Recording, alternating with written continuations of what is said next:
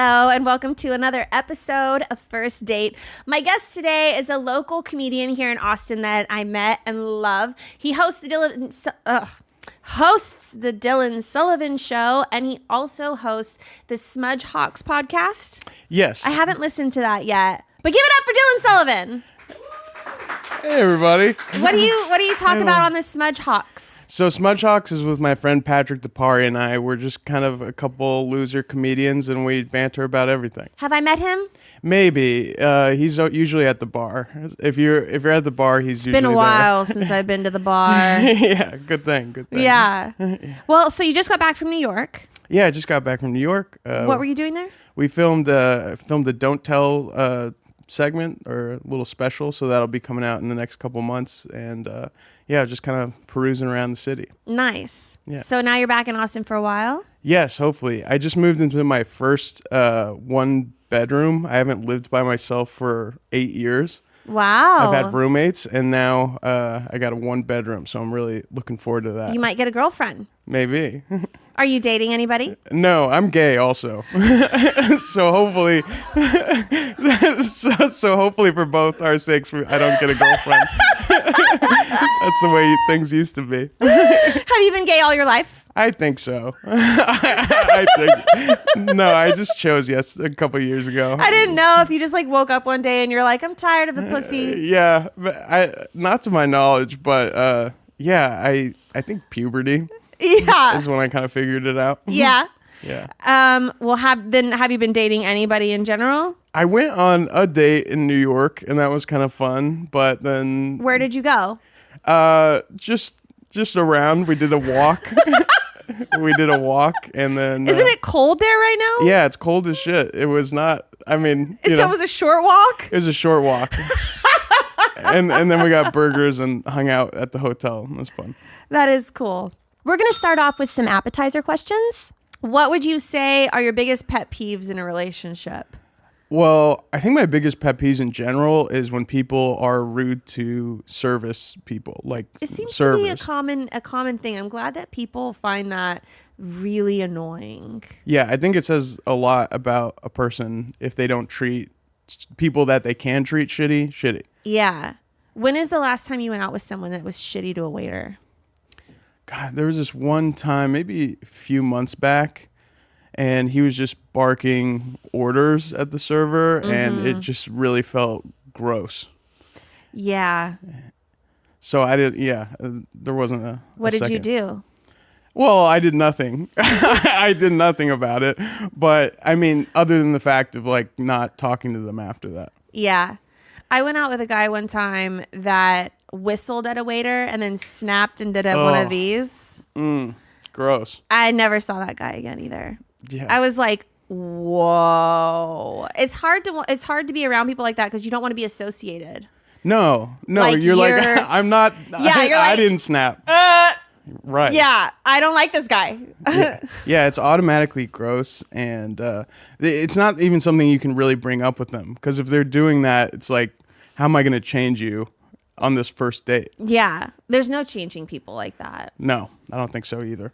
I also don't like it when people don't say thank you when they receive things. I was somewhere the other day, and my boyfriend offered a glass of wine to one of a new guy that was like kind of at our table, and was like, would you like a glass of wine? And the guy was on his phone, and he looked up and he took the glass and he set it on the table and then like kept being on his phone. And I was like stunned. He didn't say anything even Nothing. after he finished up the text? No, didn't say thank you. Wasn't like, oh yes, please. Like he barely even looked up and just accepted it and set it down and then like continued forward. And I was like, yeah, well, that's the guy that doesn't get the second glass of wine. I know. I was like, oh my God. And then he ended up getting a second and a third and a fourth. And no thank yous and after never, any? not one. Not saving up for the end of the night and then a big thank you hug? Yeah. Thank you so much for all of the wine that you gave me. Yeah. No. And wine's not cheap. These were not cheap. Ooh. Yeah. So it was even more to my dismay. I was like, and then every time that a guy that he would get a glass, I would just hate him more and more. And I'm just like, and I had to tell Mark, I'm like, stop giving this guy wine. And then I had to point it out. I'm like, did you even notice that he never said thank you? Did he? He didn't notice. I would notice like the second that a thank you wasn't had. Yeah, if you gave me something and I just took it and just set it down. I would be at the end of the table just, just seething. Right? I'd be furious. Yeah. Well, what are your biggest turn-ons? Turn-ons, when people have their own lives. That's really cool to me. Yeah. Like, when people have their things going on. I've dated a couple people where like they don't have like friends or hobbies, and then you become the friend or the hobby and the only thing. And I think it's really important, if you want to have a happy relationship, to have your own lives apart from the relationship. Yeah. Creates a little mystique and intrigue, and like, oh, I'm going to do this thing. And it's really sexy when they're like, oh, well, I didn't want to hang out anyway because I'm doing my thing. Yeah. Go, whoa. Okay. Yeah.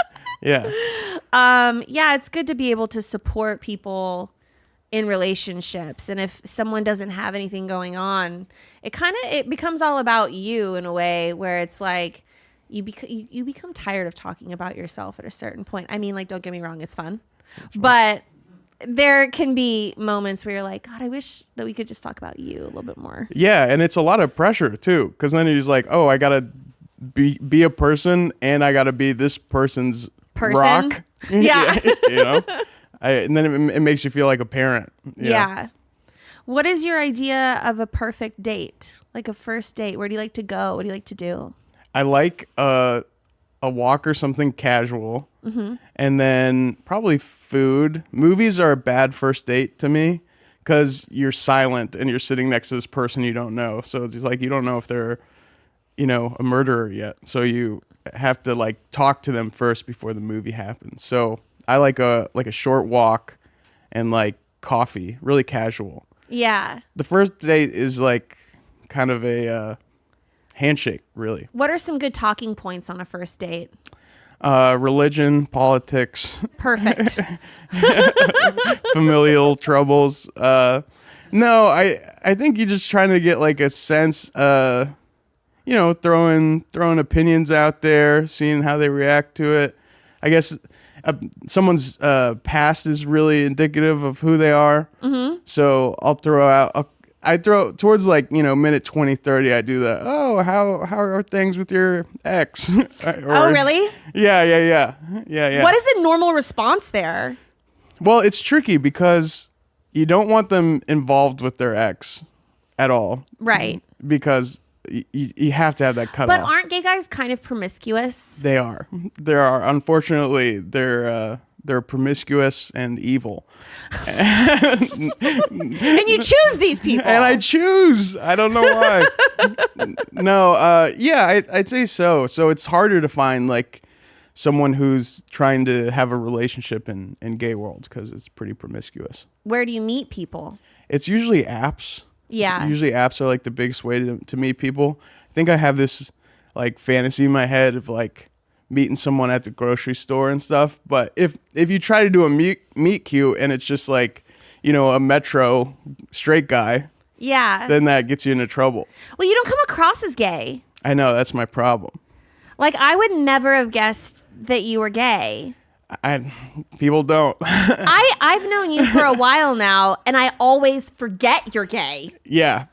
I know. Well, it gets me into trouble because then I'll have to gay it up sometimes. Like if I like see a guy that I like and I know is gay, then I'll have to like, oh, hello, just to kind of send the message out there. Is that your gay voice? Yeah, I go, hello. And then I juggle. To really gay it up. Oh my God. I also do the same thing with like women sometimes. Like whenever I feel like a woman is like threatened, I kind of want to send the message that I'm like, hey, bitch, like kind of thing. Because I don't want to, because I'm like a big dude and I think I can kind of be scary. Oh my God, Dylan. So I try to gay it up when I feel like a woman is like, scared. Oh, that's so funny. It must be hard to be yourself. It is. It is. It's nearly impossible because you're pulled in so many different directions. Yeah. But then it's like I'm going to the gas station in Waco, Texas. Fucking like that, So there's like a time and a place for gay, as I always say. Yeah. Oh my goodness. Okay, let's go ahead and get into some main course questions. What is the longest relationship you've ever had? It's probably about 2.5, almost 3 years. I dated this guy. He's from like Spain and Mexico, and he was married. And it was like a whole thing. To a guy or a girl? He was married to a guy, but he needed a visa. So over the course of the relationship, he had to remain married to this guy that I didn't know, which was crazy. Did you know about him? Yes, I knew of him. So it was a fake marriage. Pretty much, yeah. But they owned like properties together, and they had a lot of like business that they had to. I think you have to do that for a green card. Yes, yeah. So he had to keep his green card. So that was obviously a talking point in our relationship. Was, hey, you're married, and Did he come out and tell you that in the beginning? Yes. Well, I think it was like date 5, probably. Yeah. Did you ever talk to his husband? No, his husband hated that.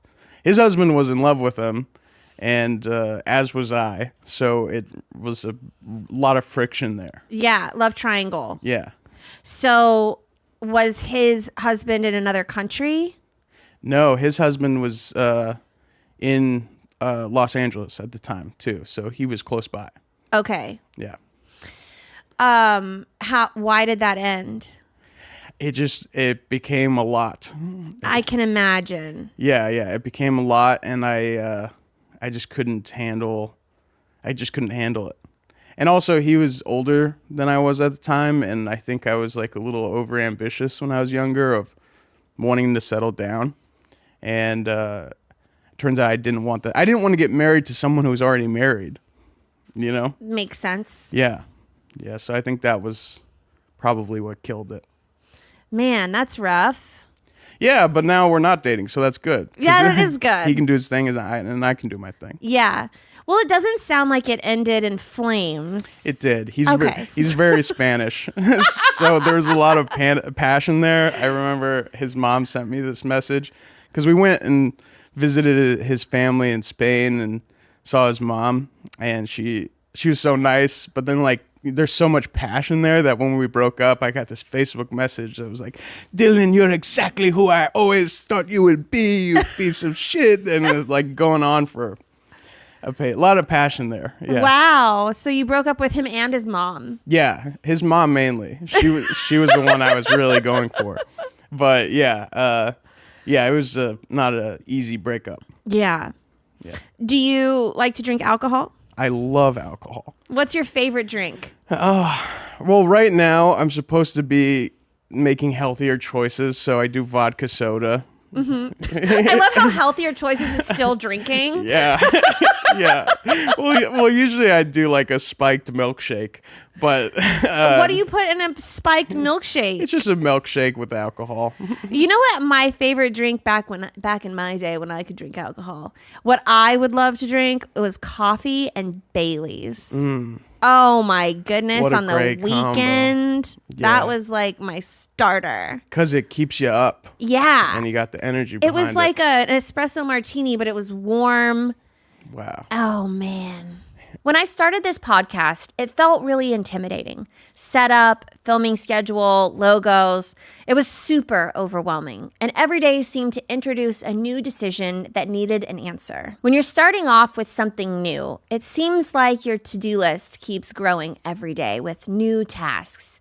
And that list can easily begin to overrun your life. Finding the right tool that not only helps you out, but simplifies everything can be such a game changer. For millions of businesses, that tool is Shopify. Shopify is the commerce platform behind millions of businesses around the world and 10% of all e-commerce in the US. From household names like Mattel and Gymshark to brands just getting started. Shopify has a ton of helpful tools like design templates, AI content creation, marketing, and inventory resources. Turn your big business idea into with Shopify on your side. Sign up for your $1 per month trial and start selling today at shopify.com/date. Go to shopify.com/date. Shopify.com/date. When you have the baby, are you going to go back to? I don't think so. Why? I'm a bad drunk. How so? Where do I begin? I'm mean. Okay. Yeah. And it causes problems in my relationship. And I have a really great relationship right now. And I think part of it's because I'm sober. Mm-hmm. And I can actually see how much more fun I have in my relationship. Even as a pregnant person with my hormones fucking raging. Yeah. Yeah. I'm having way more fun, and I'm doing better.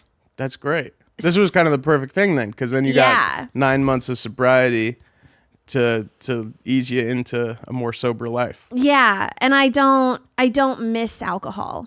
I miss the coffee and the Baileys because like that was such a nice morning.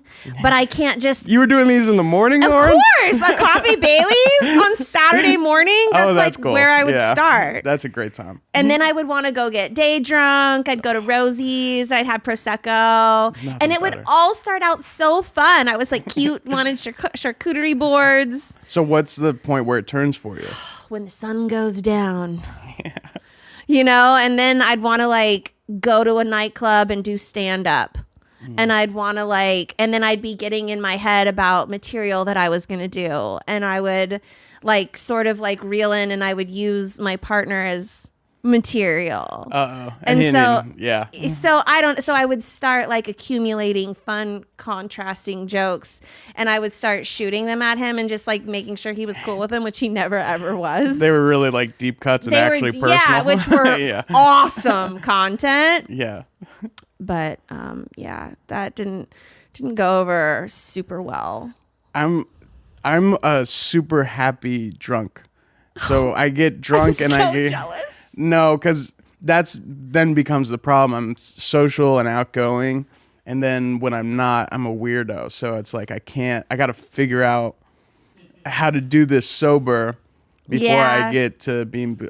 If I would have drank 5 drinks before this, you would have been like, wow, look at Dylan. I feel like we should do another one. Yeah. They're going to like that episode a lot more. What makes you different? I don't care about anything. Same. I don't care about But you sound happy. I've been doing the meditating thing because I got to figure out something, you know? Yeah. And so I just try to clear my head before things. Anxiety is a motherfucker. It really is. Yeah. To who you are as a person. Right. So now if I can't do it with booze, I have to figure out other ways. I'm still going to drink a lot, but you know. That's clear. Yeah. Not an option to quit. No, it really And you isn't. can't get pregnant, which was my only way of doing it. Yet. True. Things could change. Yeah, well, that's what I'm saying. The pregnancy was a blessing then. Yeah, for sure. It took me getting pregnant to get sober. I quit smoking by getting COVID really bad. Really? Yeah. I got it really bad, but I still needed the nicotine, so I switched over to pouches, and then I just stayed on the pouches. Like Zins? Mm-hmm. Yeah, I've tried a Zin before. What do you think? I like it better than a cigarette. Yeah. Yeah. But I don't know, like having something in my lip felt very masculine. Yeah. And so like I can't just like drive around and like pop one in my mouth and be like, ugh, what's up, dudes? You should think about it. It's pretty good. You could be Zen mom. I could. I'm good now though. Like I don't feel like I need anything other than like extra coffee. Yeah. Well, then what are your vices? A coffee and... I'm trying to think. I mean, it's hard to have a vice when you're pregnant because you can't have anything. Right. Like I heard you can't have deli meat. You're not supposed to have deli meat. That's cold. They say if you pop it in the microwave for 10 minutes, you kill all the bacteria and it's fine. Oh, Well, that's just gross then. You got warm You're not sliced turkey. supposed to, but these are those are like things literally from the 1950s, and then they haven't done new research or updated it. So now when you go in and you're pregnant, they tell you all this stuff that happened from the like listeria and all, like literally from so long ago, and none of that stuff has been updated. Yeah, they still got like witch protocol and shit. Yeah. That's weird because people are still getting pregnant. You'd think people would look into that shit. Yeah. Well, if you do enough research and you read enough books on things, you find out that a lot of that stuff is like old stuff. Yeah. And I mean, there's stuff to look out for. You shouldn't have tuna because of the high mercury, or mackerel, or swordfish, or shark. But I don't know who's eating shark. Yeah. Like, in what world you got to cut back. am I like, damn, no more shark for me. Yeah. Guess I'm getting an abortion. Yeah, that's one way to do it. Yeah. Or you're just gonna have a retarded kid. Yeah, those are the options. You know. Yeah. Just throw yourself down a flight of stairs. Let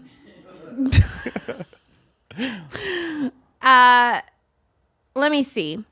Let me see if I have any questions in here for you. Okay. So since you're gay. Sure. And since men are promiscuous in gay relationships, how do you feel about open relationships? I don't know if I can. I don't know if I can do it. I think I'm too jealous of a guy to get into that. Yeah. I think it's great when people are able to do it, but I'm way too jealous. My ideal is like I have someone I really like, and then we do like threesomes that are fun. Okay. Yeah. How do you conduct that though? Like, no texting afterwards. You know what I mean? Like, how do you have how do you find someone to have a threesome? I think it's like you just get into a monogamous relationship, and then at a certain point you go, hey, what are we doing? God, what a straight guy would give to look into his girlfriend's eyes and say it like that. Hey, come on. If my boyfriend was like, what are we doing? What are we doing? We need a third person in here. No, I mean, y'all do that like 5 years from now. Okay. Yeah. You get the babysitter, you go out and you have a fun night on the town. Call it a business trip, whatever. You know? And then what happens if that person, I'm going to tell you a story. Hit me. So I know a guy that's worth millions, hundreds of millions. Okay. Single? Yes. Okay. Has 4 kids and was married to this really beautiful woman, and they were swingers. Wow. And they swung with one of their next door neighbors who was a billionaire.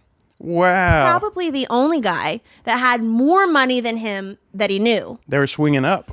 And she swung towards that guy. Oh, devastating. All the way. So they were having these like swinging parties or whatever. Yeah. And that guy, I think he was married and had a wife, but she didn't like the guy that had hundreds of millions. She liked, because he was poor. She liked the guy that was her husband. Right. But he liked this other guy's wife too. And so he left his wife and took the other guy's wife that I know. And they're still together to this day, and it's been years. And wow. And so she swung completely out of that relationship. So swinging scares the shit out of me since I know of that story. Yeah. And I'm like, damn. So I guess if you end up swinging, always get someone who is poor. Yeah, swing higher. Yeah. You swing low, and so they can't swing high. Right. Because if you get someone that's better than you. Yeah. You got to look for gutter rats. Yeah. And that way it's like, go ahead and enjoy fast food lifestyles. I think that's That would be hard to do though, I think that would be really hard for me, swinging with someone. What do you think it is about it? Like seeing... Well, I think in theory, it always sounds like a good idea. Okay. Like I would be open to the idea of it, but the minute that like the guy that I'm with starts like looking at other girls and he's like, I'd fuck this girl. Yeah. I'd fuck this one. What about that girl? And I would realize how much he was looking at other women, and it would make me feel inferior, or that I like wasn't enough. Right. And then having that person come over, I don't know. I feel like this is when lighting candles would go from romantic to like, I'm just setting up a murder scene. Yeah. yeah. Like, this is just how I kill both of you. But let me present this to you. It's like, what if you're the one that's like, hey, do you think that guy's... You get 2 guys. I've asked. Yeah? How'd that go? In a theoretical situation, I asked my boyfriend, I was like, so would you be open to a threesome? And he was like, you know, at first he was like, no, and all this stuff. And then I was like, well, what if Yeah. I chose another guy?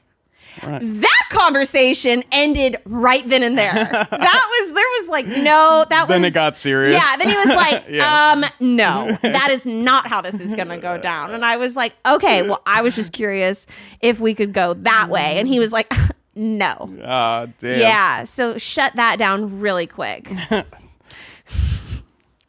So I don't think it works that way. Yeah. You know, I don't know. I don't know. Still time to figure it out. Have you ever had a threesome? Yeah. It was awesome. Have you had one or more? 1. Okay. Yeah. And how did you find this third person? They were friends with my friend, and they were a couple. And then so I went over there, and it was very bro-y. Like we played like Super Smash Brothers. Like we were playing video games the whole time, and then the loser of the video game had to like blow the other one. It was really like a dream come true. And then you guys like ordered fast food or food afterwards? We chilled. We got a couple beers. It was so fun. Wow. It was a blast. Why Yeah. didn't you do it again? I moved. Oh. Yeah. Well, it sounds like that was like a highlight then. It Something was. to remember. Yeah, you can't have too good of a time. Yeah. Universal's like, you got to move out of here. This is too sweet. What What kind of guys are you into? This sounds like bad, but like I usually tend to date more masculine guys. I don't know what that means, but Like bodybuilders? yeah, like they gotta be strong enough to like handle this much weight. Like, I don't want to kill a guy, you know. So no, usually like more masculine. People say that's like internalized homophobia if you don't like date someone who's flamboyant, but I couldn't handle it. Yeah. I don't know. I feel like a lot of guys at the gym are gay. Yeah. There's a lot of Undercover gay guys at the gym. yes, and they all use the sauna at the Gold's Gym. It's like a You're the second person to call out Gold's Gym for gay guys. yeah. It's I a guess big that's where a spot lot of there. them go. And the sauna seems to be a real hot spot for ejaculations. Which I don't necessarily get. Too wet. Yeah, it's a little too steamy for me. Well, also it's like, aren't you worried about like there's like probably 500 members at that gym. Ew. Someone's gonna walk in at some point. And catch you. Yeah. But did they care? It doesn't seem like it. Seems like getting blown at the gym is too like integral to their business to to stop doing it. So Gold's Gym kind of like turns a blind eye. I think. I think so. I think that they are very well aware of what goes on in their saunas. Yeah. And they just decide not to clean them until the end of the night. Yeah. Poor guy. Yikes. Whoever's going in there. The cum intern. Yeah, seriously. That's for Everyone had to do it. it's like hazing the new guy. Yeah. If he can last or not. It's been one of my favorite. I go to this gym. It's not Gold's Gym, but anytime that someone at the gym has been commenting on how big my belly is, I've been just asking them if they're gay. That's a great one. Yeah. I'm like, yeah, I'm having triplets. Are you gay? And what do they say? they're like, oh, no. Like, they're like all offended. And I'm like, don't get offended. I didn't get offended that you called me fat. Yeah, It's a solid question. I'm just asking. You didn't know if I was having twins, and I didn't know if you suck dick. Yeah, yeah. So, there you go. Yeah, that's been one of my Do you get favorite a lot comments. of inappropriate questions now that you're pregnant? Yeah. Yeah. I mean, mostly just it's how people treat me. Like around like people will go to give me hugs and they'll go like this. like they'll pretend that like I'm so big that they don't want to like belly bump me. What if because I've done that. I have a pregnant friend, and my thought process is it's not that her stomach is huge. It's like I don't want to kill the baby. Yeah. So that's why I do the, You're not going to kill a baby though. Hopefully not. You're not going to kill a baby. But that's like one thing that people do. Everybody that has seen me is like made a comment on how big my belly is. And I'm just like, I have no torso. I have 3-inch torso. It's like this big. That's all I've got. I've got this right here, and that's it. So the baby has nowhere to go. Right. Out. Right. And I'm Right. also at the end of this. There's like 1 week left for me. Oh my gosh. So this is 9 months. This is a fully pregnant person. Are you doing? I know this is going to be way inappropriate, but are you doing through the vagina or are you doing through the I'm going to do it through my vagina. Wow. Yeah. I know. Isn't that crazy? It's nuts. It's bananas. I'm just going to blow it out. Wow. Yeah. That's fun. It's going to be disintegrated. Oh, God. I know, but that's the truth of it. Yeah. And then my boyfriend wants to catch it, Yeah. Oh, really? which is going to ruin our sex life. Okay. So is this like a at-home birth bath thing? Yeah. Wow. So no epidural. No. Oh, I know. Lauren. I know. You want to come? Yes, please. Is there there's no like button you can press that'd be like, I changed my mind about the epidural. You guys have a wet nurse. There is a button that I can press. There's a safe word, Okay.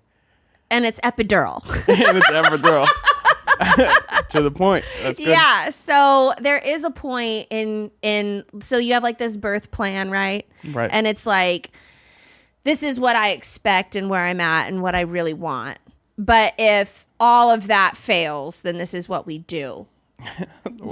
You got the fail-safe plan. There's a fail-safe plan. So what There's do a they plan do B. What do they do if you... So if I say epidural, like I can't do this epidural, Yeah. then they will measure how much I've dilated. Wow. If you've dilated more than, I think, 7 or 8 centimeters, you can't have an epidural. It's like too late. And who checks that? Is that some guy? It's my midwife. That's about They have like a thing that measures and it sees wow. how much you've dilated. Wow. And so usually when people say they need an epidural, they're very, very close to that thing. Yeah. So the odds of me getting to a hospital in time and getting into a room to receive the epidural are very, very low. Wow. Because I would already be past the point of receiving it. Wow. So I don't foresee the epidural being part of my But epidural journey. is the safe word. Yeah. That's funny. That's also my safe word. That's enough. Epidural. Yeah. Epidural. But yeah, no, I don't think that we'll be doing that. Wow. Okay. That's exciting. I'll let you know how it goes. Please do. I will. Shoot me a text. It'll be a fun story. Great. Any other questions for me before I ask you about how you feel about guys who are into astrology? Yes. I got one question for you. Do you not like being asked questions about your pregnancy? I don't mind it at all. Okay. Do you have another question? Okay. Yeah. The vagina is like, what are your thoughts about post-vagina pregnancy? Well, apparently it goes right back to how it was. Wow. Nice. Yeah. I would expect, like a balloon. Well, this is like more like your uterus, but you blow it up and then when you deflate the balloon, it's like similar to how it was, Right. but it's like a little looser. Yeah. I would assume. Yeah. That's probably how my vagina's going to be for a while. Right. And if not, Kegels. Yeah. You just, Yeah.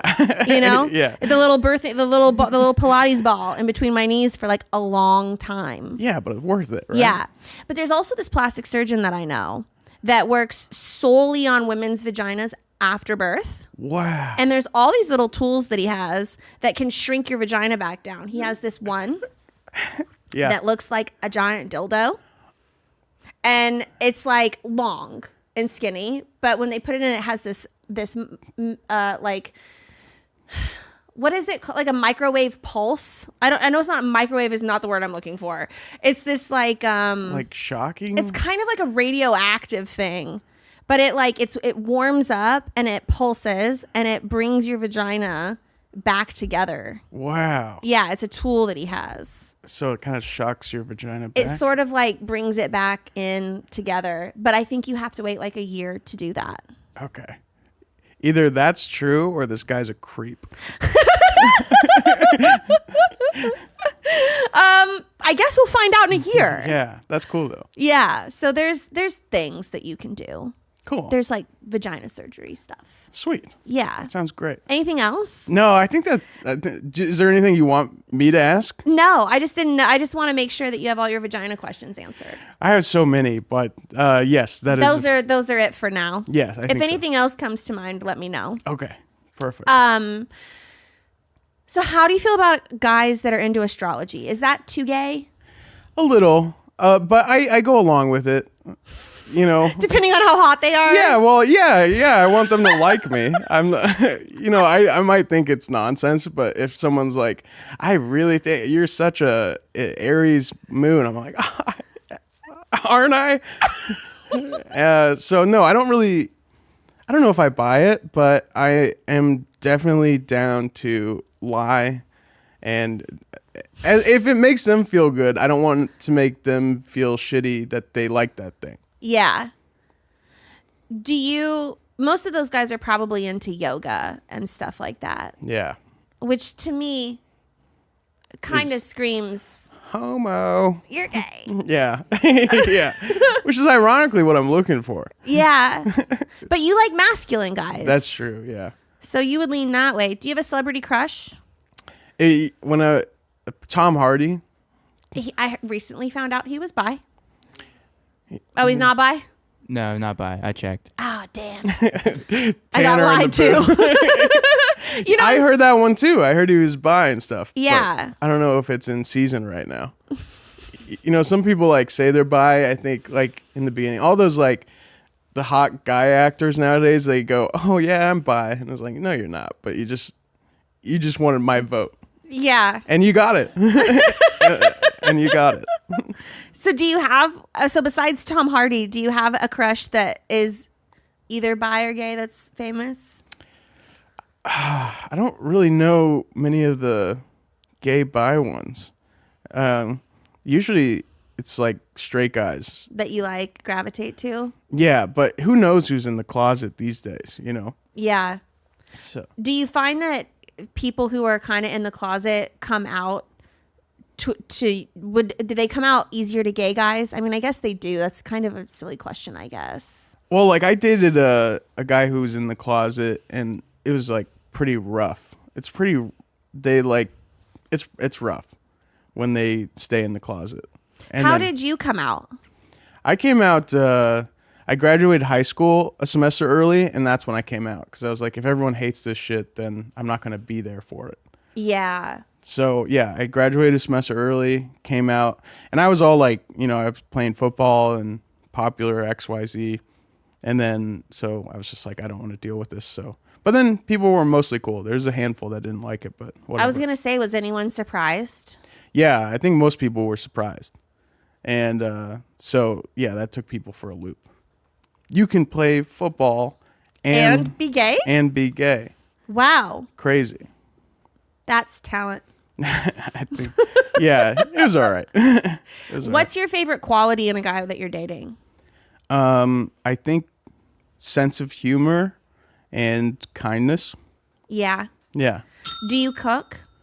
Some things I'm really good at. Like what? I can bake a really good chocolate cake. and I'm good at burgers. Like smash burgers? Yeah, smash burgers. Dude, I've been on my smash burger game lately. Isn't it great? Fuck. You ever? I just got one of those big metal things that you can press them down. Yes. And I got a metal skillet pan. I've been killing it. Oh my gosh. Yeah. See, this is why gay guys are girls' best friends. Let's have burgers sometime, Let's Lauren. have freaking burgers. I would love that. Which burger joint makes the best burger? I will judge you so hard on this. God, that's tough. Okay, you're not going to like this answer, but for fast food, I'm still In-N-Out loyalty. More than Shake Shack? Shake Shack's very good.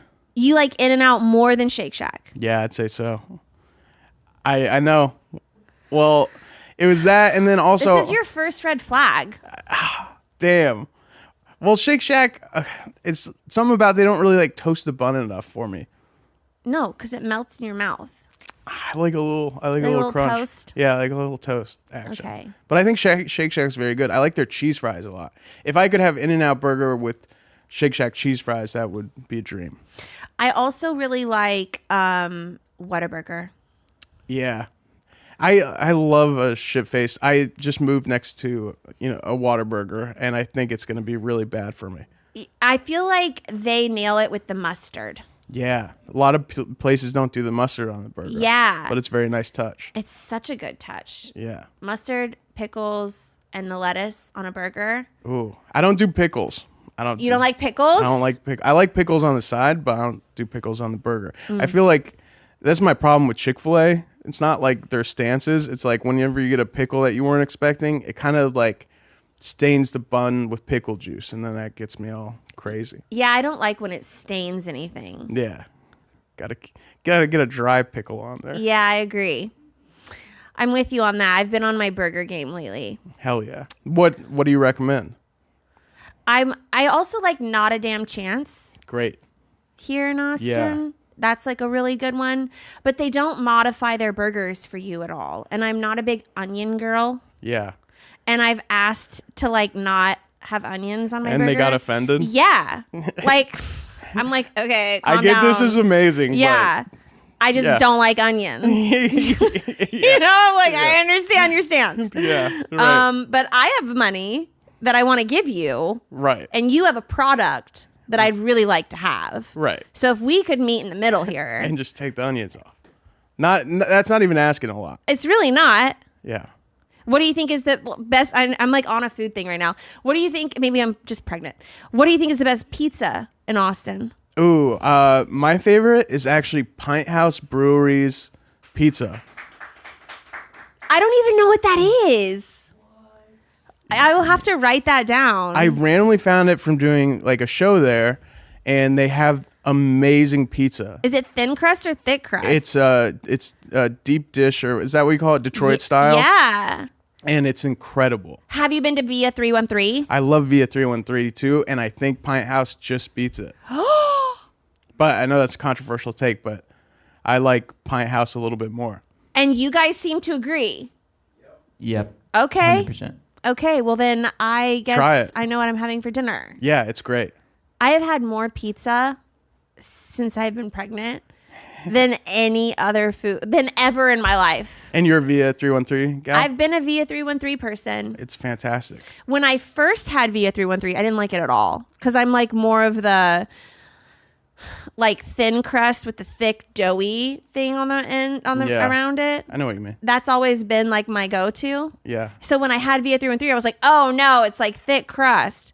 But then I got into it when I was drinking alcohol. Yeah. All it takes is a few drinks Yeah. to really appreciate the crust on the outside of a thick crust pizza. It's incredible. Yeah. You get all the burnt cheese on it.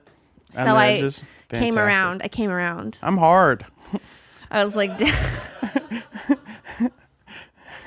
thought you meant that like complicated at first. And I was like, no, you're not. No. I don't get accused of that. Man, I really don't talk about food all that much, but yeah, it's great to know like where we are on This burgers might be and our pizza. bonding moment. I know. When you're Seriously. pregnant, I'm never going we to can forget you're talk. gay again. Please do. Well, you're so far your only red flag has just been in and out. That's fair. Everyone's got their burger opinion. Yeah. We'll try to not make it political. Okay. Well, where can people find you? I got an Instagram, if you can believe it, and then I am on YouTube at the Dylan Sullivan Show, and then I got that podcast with my best friend Patrick DePari, Smudge Hawks, also on YouTube. What is your Instagram handle? It's Dylan Ray Sull, DYLANRAYSULL. I need to change it, but I like it. cool. If it ain't broke, don't fix it. That's right. Well, thank you for coming on my show. Hey, thanks for having me, Laura. That was so fun. Yeah, thank you guys so much for watching. We'll see you next time. First date, baby. Are you really drinking a glass of milk with dinner? First date, I can't wait. You told your mom about me? Just say you're ready. Delete my number. First date. Your parents are your roommates?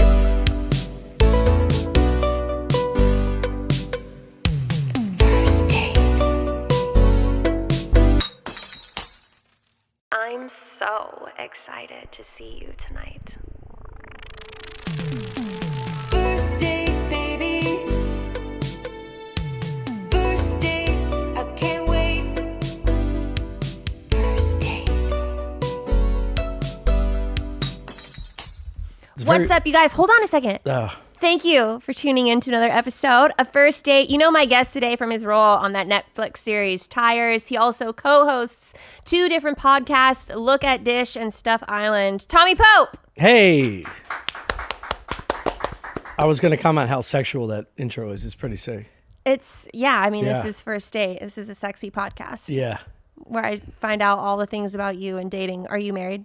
No, I'm engaged. Are you? Recently. Congratulations. Thanks. Usually I save this question for last, but let's just start off with it. How did you propose? Terribly. Oh no, I Yeah. love it. Yeah, Yay, it was, tell me. It was very organic, very, I guess, in my voice, where she's very eclectic. And I found this ring that is her personality.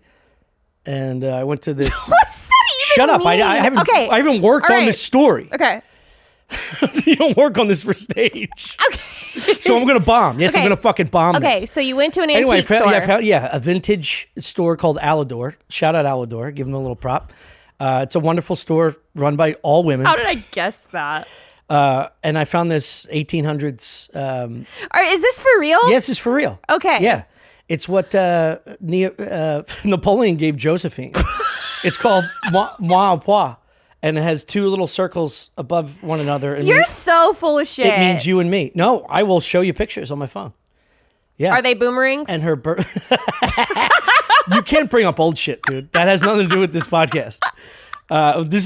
She's busting my balls about Ari's podcast. He asked me for photos from Cuba, and they were all boomerangs because it was like 8 years ago, and I'm like 60. Anyway, so the top is her birthstone. You're and- 60? And the bottom, no, I'm 45. Okay, I'm sorry. Back to the ring. Okay, so how did you propose? Let's just rewind and I tell was me. telling you Okay. before you interrupted. I wasn't listening. All right.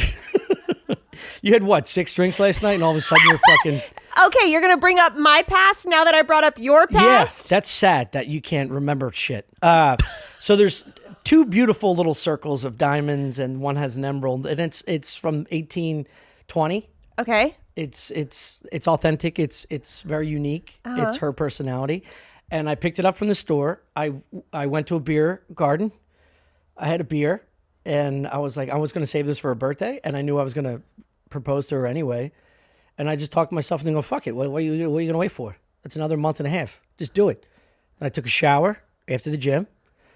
And I was working through like, what am I going to say? You know, kids are bombarded with like, these proposals where there's like a videographer and you take them to a fucking beach and all that shit. That's just not us. Yeah. So I got out of the shower, still in towel. And I had her sit down. Dude, it's so pathetic.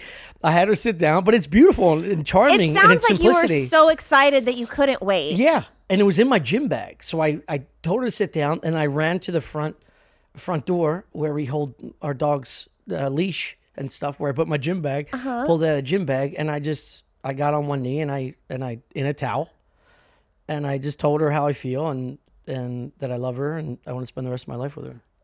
And what did she do? She threw up and cried. No, I'm kidding. No. She ran out. She walked my dog. No, it was a beautiful, simplistic moment of like what I would consider, a proposal. How did you meet her? That's a wild story. I don't know how long is this? We have an hour. All right, I met her at Skankfest. Okay. Yeah, she wasn't a fan of comedy. She was with her friend at the time who was a fan of comedy. And me and my comedy partner, my husband, Chris O'Connor, were eating wings off the strip on a day off. Mm-hmm. And I saw her walk past the restaurant. And I just Googled her. Not Google, I just fucking Googled her. Oh, okay. And I'm smacking You Chris. googly-eyed her. Googly-eyed her. Whatever. Okay. And I'm smacking Chris. So I go, look at this girl. And he didn't get up from his wing. And I just watched her pass. And I was like, I'll think about that girl for the next week or so. And the next night, we're out front of one of the theaters talking to a bunch of grizzly old men, fans, And I saw them walk up. I'm like, holy shit, there she is in my peripheral. Wow, what are the odds of that? I know. Hold on, it gets bad. Or great. And I don't want to say hello to her. I don't want to introduce myself because I'm already talking to people. So that she just like walked off with her friend. And then I was like, I'll never see her again. That was your chance. And then the next night, we're in the green room. And I'm talking to Annie Letterman. And I see her walk in with her friend again. I'm like, holy fuck, there she is. And Annie was like, go say hi. I'm like, I'm not a fucking creep. I'm just going to walk up to a hot girl and say hello. Well, Yeah. What kind of sex offender does that? You can't, you can't just walk up to a hot girl. Hi, my name's Tommy. How are you doing? That's creepy as hell. So I was a pussy. I let it go. And I'm like, that was your chance. That was your fucking chance. And then Sunday, we're leaving. We're at the airport. And I'm talking to like Josh Wolf and a couple other comics, and it's in between 4 different terminals, and I catch her in my peripheral again. And At the airport? At the airport, in between 4 terminals, and she's got her bag next to her. She's listening to music, and I just caught eyes with her, and she did one of these, which is the hottest chick wave you can do. Yeah. When you flip the middle fingers, see you, dude. Yeah. And I did like a Forrest Gump, like still nervous kind of wave. And then she picks her bag up and starts walking towards me and my friends. And I was like, oh my gosh, she goes. And I finally started talking to her. I learned that she lives in LA. So then my heart started getting cold. I was like, this is perfect. It's what I need to know. I'll never know this girl. I'll never be a part of her life. And this is what I need closure. To this book of love, dude. This is the last chapter of the book of love. I was like, good, get out of my life, you dumb bitch. In my head and heart. You know what I mean? That's what I wanted. I didn't want to think about her anymore. My gates called, or whatever. I was Comfort Plus at that time. It was a big deal, dude. So I'm like, I gotta get out of here. Nice to meet you. And then I sit down. I'm on the aisle seat, put my headphones in. Did you get her number? No. That's what I'm saying. I'm a pussy, right? For her. I'm fucking killing it for everybody else. They give me my number. Shut up. Anyway, look, I'm even nervous telling the fucking story. So I'm looking at my phone and I feel a scratch. Outside of this, which is the hottest wave, this, when a girl does this on your shoulder, you're like, what the fuck was that, dude? Might as well soft jerk me off for a while. So I was like, holy shit, there she goes again. And I'm like, this is your time. You've seen this girl like 4 times. And you've been a bitch every single time. Take this moment. Think about it. This is your chance. There's something about the universe that I believed in this moment. And I said, okay, I'm going to be a dickhead. And I'm going to, while everyone's packing their bags, I'm going to pretend I have to, I don't know, throw up out my ass. You know, I'm like, I'm that one guy that has to use the bathroom when they're all like putting their luggage in. So I'm, shimmying through all these people. Excuse me. I get to the bathroom and I literally gave myself a pep talk in the fucking Delta mirror. Which is the saddest fucking thing in the world. It's like, you have to say something. Splash your face with water. Yeah, just shit water. Just give myself pink eye in both eyes. I got a pink nose, pink mouth. Just wash him with diarrhea juice. Do this, you pussy. There's fucking face aids everywhere. Ew. Yeah, I know, but that's the fucking point. Wake myself up. Get out of your fucking rhythm. Yeah, let's go. And I said, if she's on the aisle, I'm going to say something. Come out of the bathroom, I see her head. Well, that's weird. Well, I should say she was bald and blonde. So you can't mistake this woman, right? My floating little angel. Uh-huh. She's a man. Anyway, so she was on the aisle seat, and this is my chance. So I just sat behind, like as I was walking past, I stood behind her, and I was like, "Hey, so like, what are you doing in like New York? Like you said and I just start stumbling, like just horrendous, like 5th grade asking a girl out. So I got to show, like, if you want to. She's like, give me your phone, and then she put her number in. By the time I sat down, got a text, and then I still didn't have the balls to text her on Monday. I waited till Thursday. She texted me. First? Yeah. God, I know, dude. Look, I don't want this on fucking camera.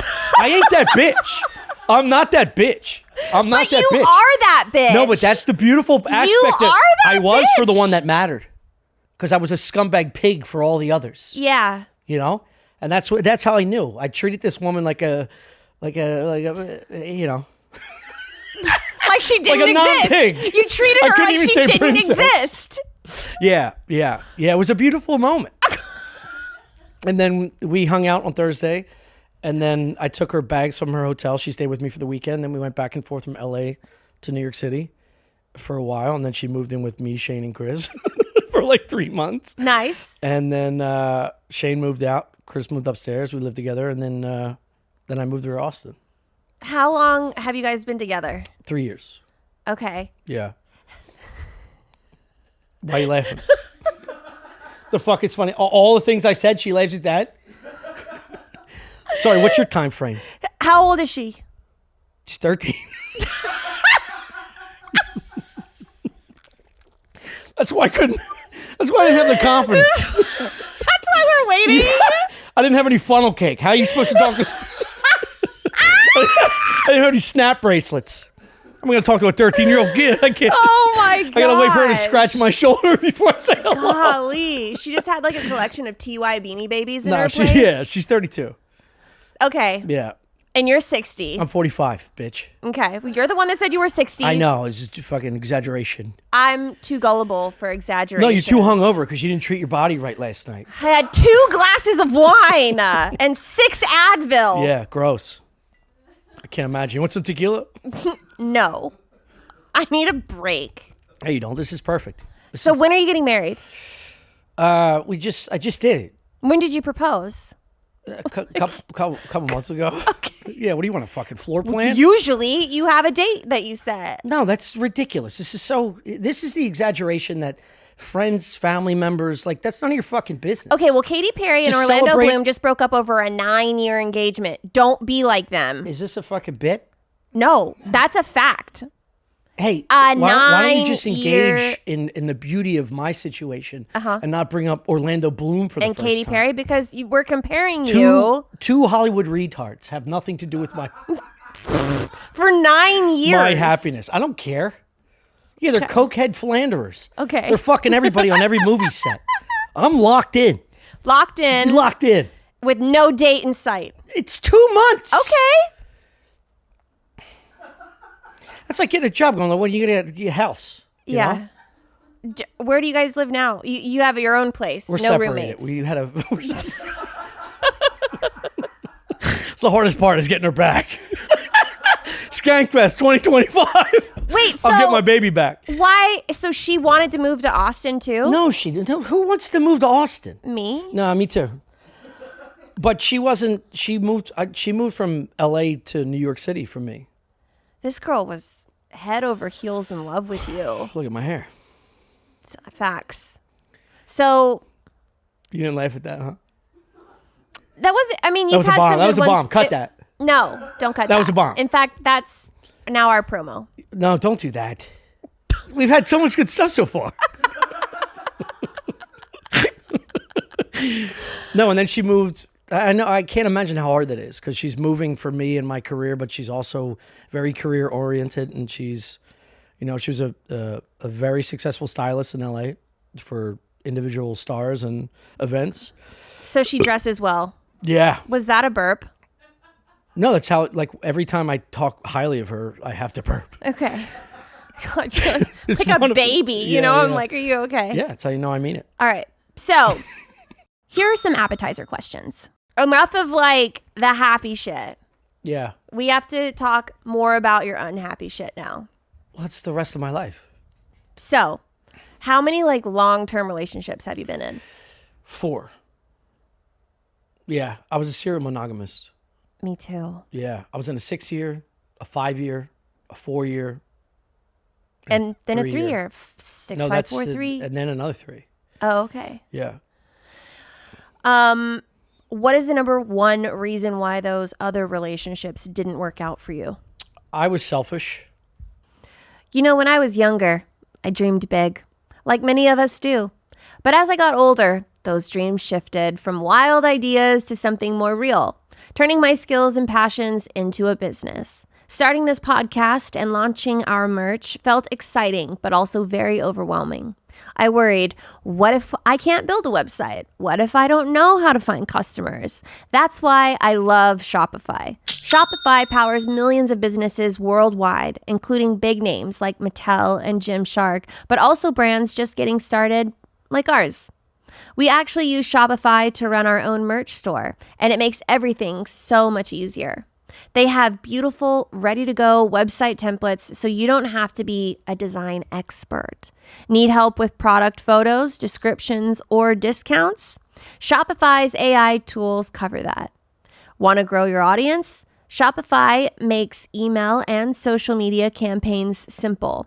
Turn your big business idea into with Shopify on your side. Sign up for your $1 per month trial and start selling today at shopify.com/date. Go to shopify.com/date. Shopify.com/date. Between vacations, errands, and everyday summer chaos, sticking to your health goals can be tough. Luckily, Thrive Market does the hard work for you. They're the online healthy grocery store that cuts out the junk ingredients and delivers high-quality groceries right to your door. From low-sugar beach snacks to organic grill night staples, no matter your health goal, they make shopping healthy a breeze. Thrive Market makes summer grocery shopping easy and affordable. From clean barbecue staples and road trip snacks to pantry essentials and even wine, all delivered without the store markup. Even during summer splurges, it helps me stay balanced with high-quality, clean label options. With filters for every dietary need, finding gluten-free, low-sugar, or seed oil-free treats is simple and stress-free. They also offer high-quality supplements and antioxidant-rich snacks, all delivered without the markup. I love Thrive because they make grocery shopping simple. Stock up smart this summer with Thrive Market. Go to thrivemarket.com/firstdate to get 30% off your first order, plus a free $60 gift just for signing up. That's thrivemarket.com/firstdate.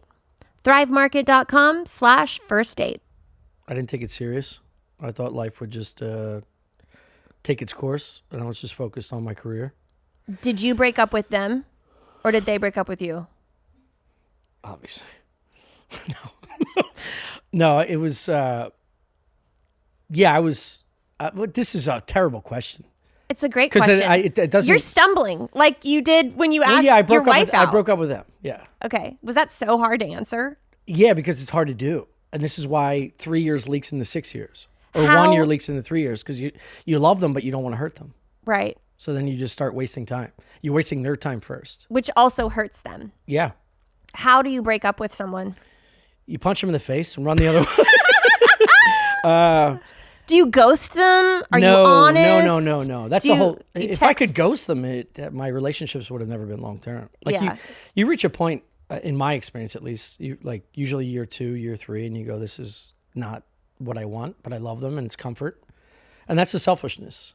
Is where you go, this is just someone I feel comfort with. They're my best friend still, but I'm not head over heels, and they're not my everything. Do you wait until you have someone else that you're interested in to break I've done up? that once. Yeah. Okay.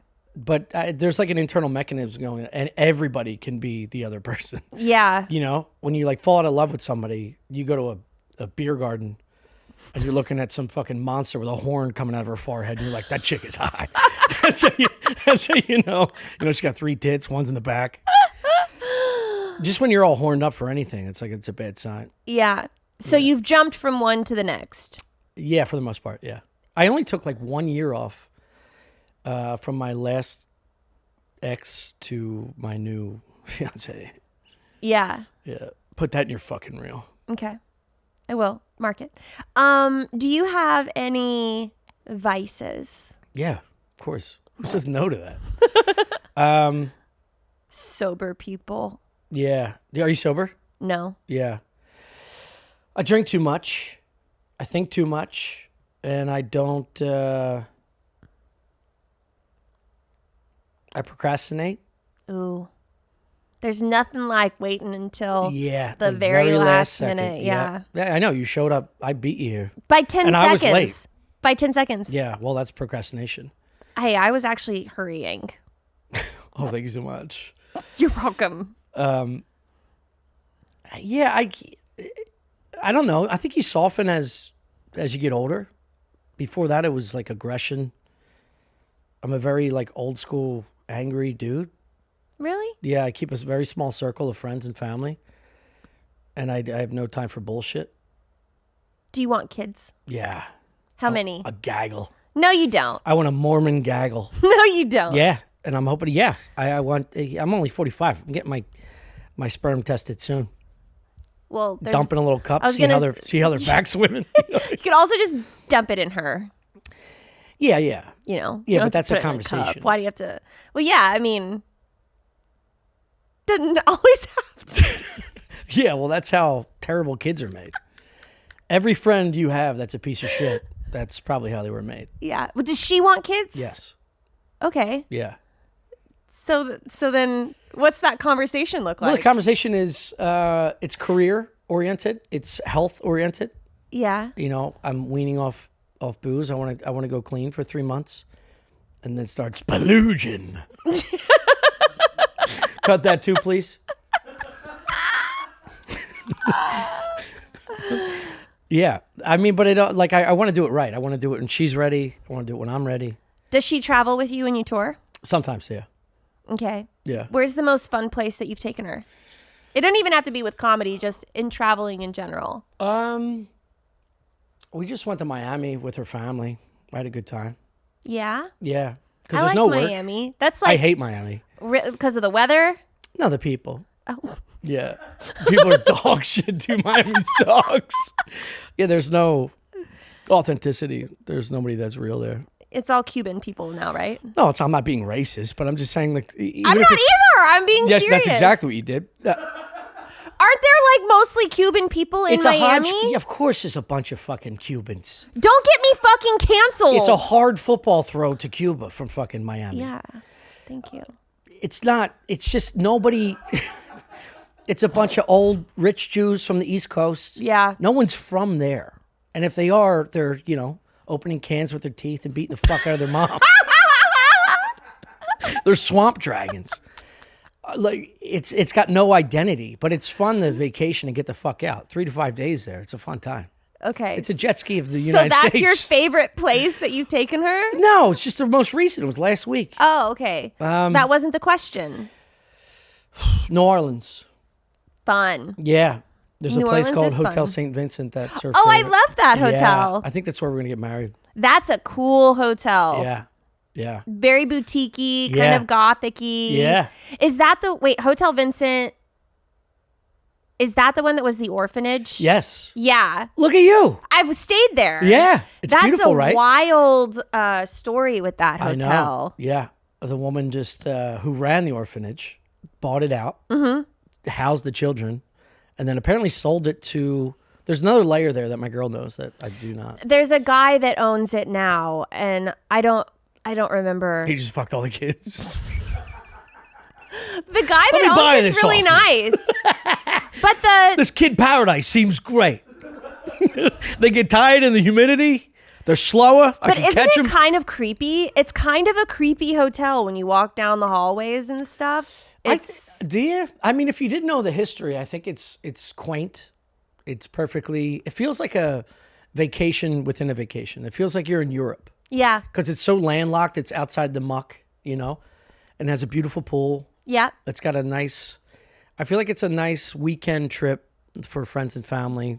to do a little party, and they can either do the pool or walk around. You know, it's not too hard on the knees for mom and pop. Right. No, I like it. I'm a fan. Okay, I'm going to open up my menu here and ask you some questions out of this bad boy. We're going to get into some main course questions now. What is the biggest deal breaker for you? For a woman, Yeah. bad breath. Oh, that's a hard one. Yeah, I've dated a lot of beautiful women that I smell their breath and I can't even continue conversation. I mean, obviously, but like sexual. If I catch a whiff of your gut, my bird goes flaccid, dude. Yeah. Bad breath is actually a solid answer. Yeah, it's the only answer. Because if you have small, What about BO? no, because if you love her, can become sexy. It becomes like a perfume. Pheromones? The pheromones, yeah. So there's like a scent when you're in love with a woman that like I don't mind it. I think the You ever worst... rip off stretch pants of a dude after a gym workout? No. Take a waff of that fucking that locker room ball. You know what I'm saying? That's exactly why I've never done it. All right, well, get into it. I don't think my husband has worked out a single day in our relationship. He did like 8 bicep curls the other day. Was he picking you off a toilet? He has these weights that just sit in the corner and collect dust. Yeah. And he picked him up and he did like 8 bicep curls and was really proud of himself. Is he naturally gifted? Does he have like a genetic? No, he's medium ugly. He's Yeah. like sort of fat, owns a barbecue restaurant, has a belly. Let's go. Yeah, he's Let great. the man live. He He's owns a treat. barbecue restaurant? He does. See, this is beautiful. Yeah. Yeah, good But for you. he did 8 bicep curls and I think that was the most. Yeah. And he broke a sweat. Yeah. Yeah. Just meat sweat immediately. Does he smell like brisket when you fuck? No, Oh. but when he goes into his restaurant for more than like 30 seconds, he walks by the pits, Yeah. and then when he comes home, Yeah. it's like you need to take a shower. Get in the shower. Bro. Yeah. Dude, Barbecue. I mean, the green room at the mothership, I got to shower before I get into bed every night. Yeah, Yeah, it ruins that shit. I'm pretty sure he's catering all that. Clothes I want to wear. Yeah, everybody's smoking weed or a cigar, and I'm like, I can't. Even my hair. Even I don't wear clothes I want to wear in there because I know I got to dry clean them. Yeah. Then I have no shirts for the next week. Back to bad breath. I think that the worst breath is when someone's like fasting and they don't eat. That's gut.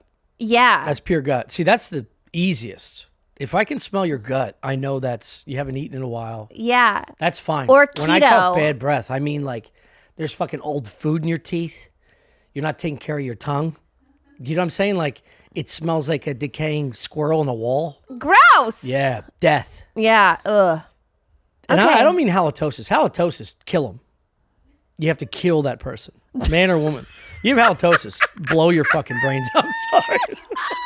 I'm sorry. I mean just like, oral health. Yeah. Take care of yourself. I agree. Do you get jealous easily? No. I did say that with a question. To a certain point, I get jealous until I know that's my girl. Yeah. You know what I mean? There's like a stage. Some girls are tramps though, and they will try to make a guy jealous. I think that's fucked up. That's disgusting. That's just a trash bag. Like someone who goes and like flirts Yeah, with no, someone else. No, I've been there. That's Yeah, I've been there a few times. Yeah. And they were never long-term relationships that I immediately recognize that and go, that's just she's a piece of shit. yeah. And that sucks because she needs help.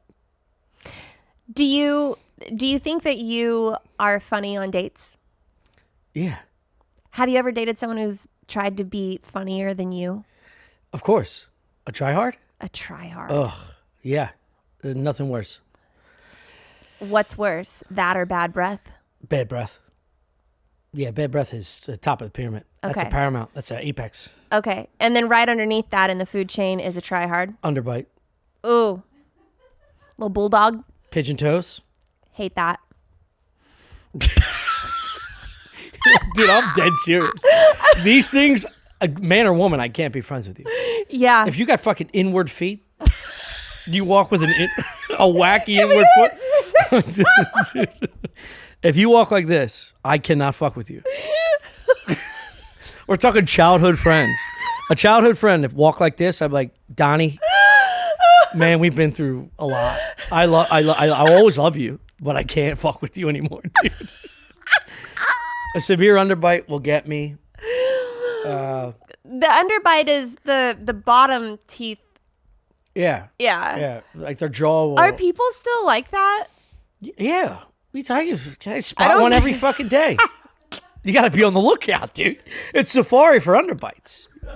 You got to get your goggles on. Looking for a fucking 2-horn African rhino. Oh my gosh. Bartender. Let's see here. Oh, are we almost out of your... One more. What's in there? What's that? What's in there? Liquid death. Okay. How do you feel about open relationships? Get the fuck out of here. Okay. That's insane. I know. And it's so sad when you feel, I mean, I've seen friends of mine that like they get married and then they do the open relationship. No. I'm just like, wait, you just want to think about your girl getting dogged by some fucking stranger and she's gonna mop up her puss before you sleep again. Dude, I think when you are married... That's so harsh. That was very harsh. But why, that's what I think about. Why do open relationships if you're married? If you're going to try an open relationship, Yeah. don't be married. Right. Do that shit when you're dating. But then why are you together if you're doing an open relationship? No, I don't think open relationships work. I'm hardcore against them. Yeah. But I didn't know how you felt. But being a serial monogamist, Right. I would assume that you're not a fan. And if you're in that like sexual prime of like you're still... All right, so the conundrum here for me is like my negative history is being a monogamist and wanting that comfort and then losing that love but still searching for another woman. It's the same kind of thing without being honest. So if I was honest with them going, I'm not in love with you the way I should be, do you want to stay together for a while and then we can both look for the next partner?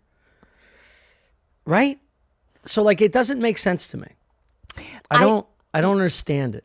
Some people... Because what's the end result? Well... They're sexually fulfilled? I guess so. Because it but should you still only are be... with your best friend. So you're not fucking your best friend. You're hanging out with your best friend, but you want to get fucking beaten down by some stranger. Wow, look at that. He's the fucking man. Thank you. Thank you. Welcome. I just said he's the man. That's better than thank you. I know. I knew that was your weird way of saying That's thank you. The best way to say thank you. You're the fucking man.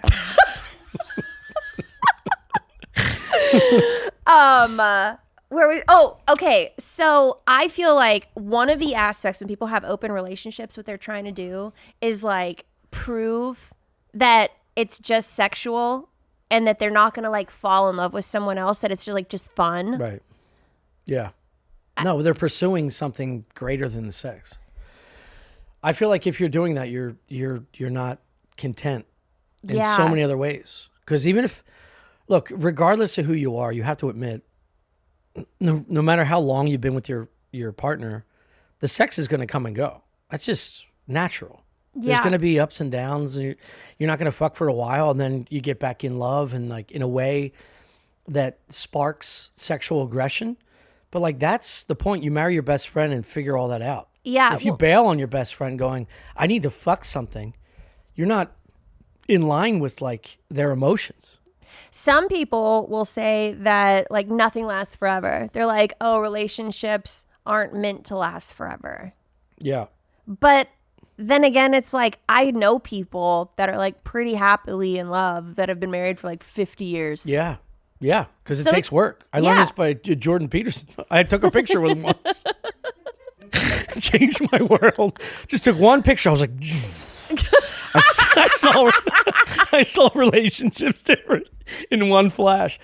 No, it just takes like so much effort to go. And this is like, I think the greatest learning lesson with my girl is like, number one, realizing how selfish I was. Number two, realizing how much sacrifice it takes to give her what she needs and remove yourself from what you're needed of. What? Your needs. Like Okay. I have to go, okay, what does she need right now? Why am I acting like this? Why am I being like this? And then you can find a way to get back to her emotionally and physically. Because a lot of it's bullshit. A lot of it's like your job, whatever you're doing, this podcast. I have a lot of things going on, and you lose sense of like why you're together. Yeah. In the beginning, obviously, everyone's first 3 months are like so romantic and the sex is great and all this stuff. But until you challenge yourself and like work through her issues and go, oh shit, I could be better in this way. And then all of a sudden you see your relationship blossom in a way that you couldn't in your past relationships. What does your fiance do, or what did she do that made you like take it to the next level for you, like emotionally and mentally, where you were like, wow, this is really, she's special. Yeah, that's a tough question. I think just her overall presence and how she treats people and how she treated me, her intellect, her beauty, just a full package. Yeah. I'm sure it has a lot to do with like where I was in life and my experience in my past, but like it just made so much sense. And then that whole story I told was kind of like, it is magical in a sense, where like it just, I don't know. It 5 flipped. times. Yeah. To see someone all the way down. I said to I an was a airplane. pussy. I said I was a pussy, but worked out. It did work out. It was handed to you. It was actually just slapped in your face. No, I still caught it. Barely. Fish didn't jump on the boat. I still had to fucking. You'd be like, if she's in the aisle seat, I'm going to say Yes. hi. Yeah. What am I going to lean over 2 fucking bad breath Russians? I just saw 2 ugly Russians in bad breath. The worst case scenario to get to my lady. Well, I mean, if you're Can gonna, I talk to you for a if second? If you're going to squiggle through all the people putting their luggage up, Yeah, I admit that's a bad thing to do. you're not going to lean over 2 Russians? No, that's crazy. Dude, if I was on the aisle seat and there was a hot girl in the middle and some fucking creep who didn't really know her going, hey, how long are you in New York? I'd be like, get the fuck out of my face. I would immediately just punch him right in the fucking gullet till he lost air and shit himself. I get kicked off the plane, saving that lady. Yeah. A beautiful little lady There you go. from that sex predator. Who the fuck says hi to someone on an airplane? 100% disgusting. Wild. Or in a bar. Yeah. God. Or just in Ever. general. Yeah. How many times you get approached by just strangers? I get approached. Yeah. Isn't that disgusting? No, I'm usually pretty flattered. Oh, you love it, don't you? Yeah.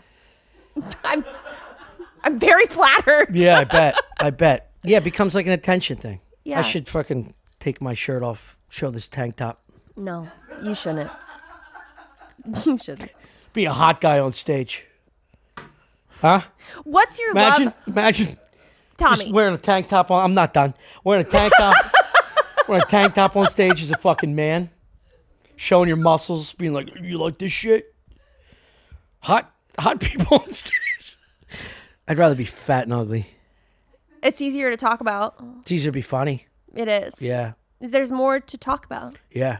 Self-deprecating, favorite kind of comedy. Yeah. If you're decent looking, you come in on stage as a man, dudes are like, fuck this. What about Matt Rife? What about him? He's pretty decent looking. Apparently. You don't think he's decent looking? Not my type. What's your type? Construction workers. With a fucking wonky eye. I like dudes that can't use one nostril because they've been snorting perks for 30 years. I like them wear a hard hat in bed. You know what I mean? Yeah. Real fucking man. What's your love language? This humor. Okay. Acts of service, Yeah. words of affirmation, physical touch, time spent, gifts, Yeah, I mean, this is such a tough. Spanish. Everyone lies about this, but like a mix of all of it, you know. Mm-hmm. You want You want it all. You want your cake and the tornado of a bit of both. You know, I've never Words of understood that. Say you want your cake and eat it too. Of course. Yeah, Who wants a cake and not wants to eat it? me actually. You don't like cake? No, What do you like? ice cream cake. Oh, here we go again. She fucking asked. Here Why we am I the go problem? again. I didn't even know what ice cream cake was. Yeah, where are you from? The ghetto, Mesquite, Texas. Mesquite, Texas? Yeah. Wow. They don't have ice cream out there? They don't have ice cream cake. Don't get me started on the freaking ice cream You cake. ever had a Carvel whale? Look, I don't even know what that is. That's fucking crazy. What is ice cream cake? Well, darling, let's break down the 2 words that are in it. Mm-hmm. You want to start? There's ice cream Bingo! in the cake. No! So it's a block of ice cream shaped like a cake. Don't get me started It's on a this layer again. of cake This and is so dumb. a layer of ice cream, and inside that, they have little chocolate crisps. Let's go. And the outside has icing. You've never had Carvel? No, I don't know what Can you Carvel guys is. fire up Carvel if there's a Carvel? Carvel? Are they around these fucking hick Barts? Guys, didn't he just explain ice cream cake differently than the last guy?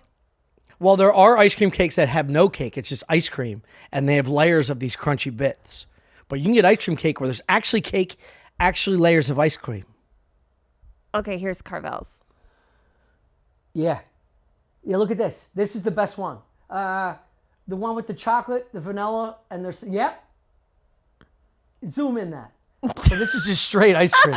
But you can do both. But this is the ultimate ice cream cake. This will fire me up. Okay, that's what you want for your birthday. Yeah.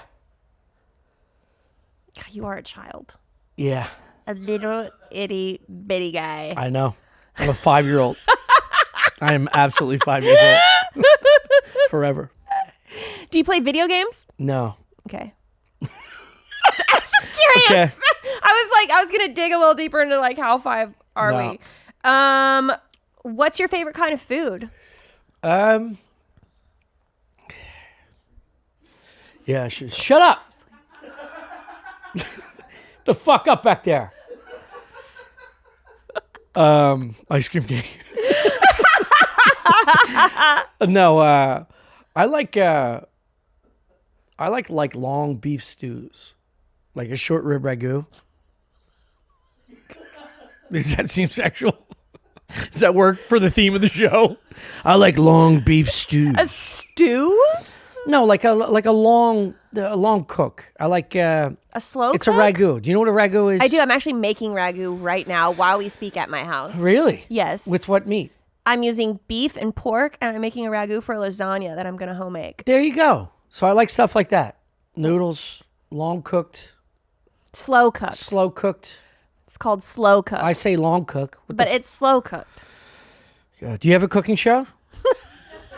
I should. I bet she doesn't. I don't. Well, But I know. keep that. I know. Do it's not fucking cut that. slow cooked. Yes. Okay. Slow cooked. You put it in a fucking. Crock pot? You put it in a crock pot? I don't put it in a crock Oh, pot. thank God. I don't. I have it in an actual like stew pot. A stew pot. A stew pot. That's what you call. A pot that stew goes in.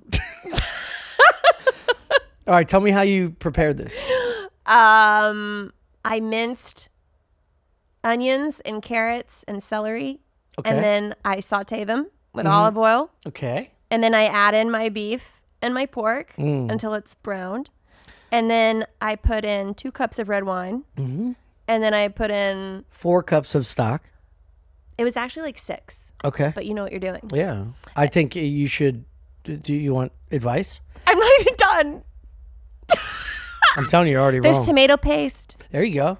There's tomato puree. There's 4 bay leaves. Mm-hmm. Some salt and pepper. What am I missing?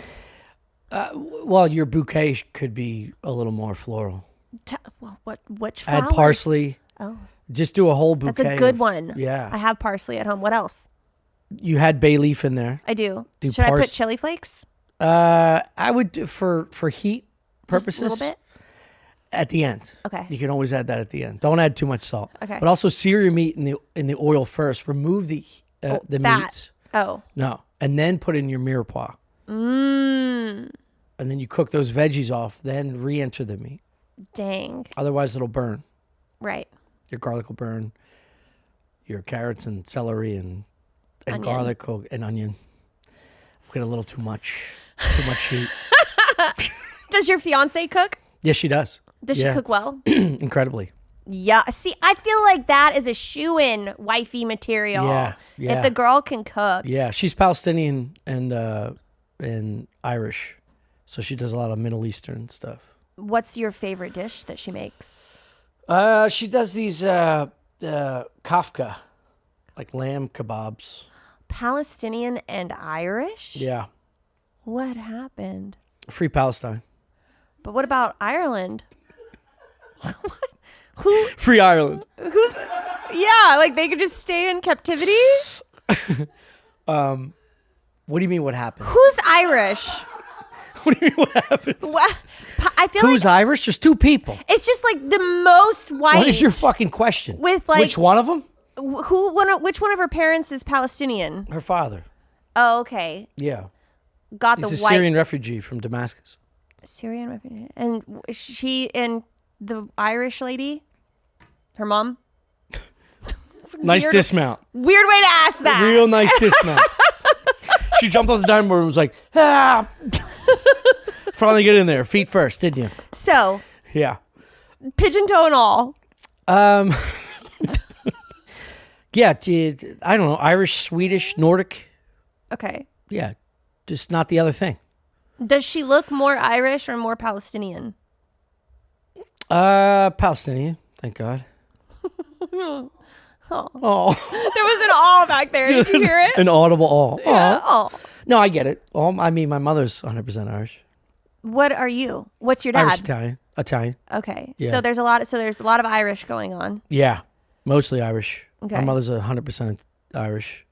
She's one of 12. My father's one of 9. Yeah. A lot of retards running through that fucking... I don't know, you have to keep cutting this stuff. Are you an only child? I'm just having fun. You're doing great. No, I'm the youngest of 3. I got 2 older brothers. All boys. All boys. My poor mother. That's my dream. Yeah, me too. No, I want a baby girl. Do you? Yeah. I want a boy girl and then call it quits That's because I'll be 75. yeah, right?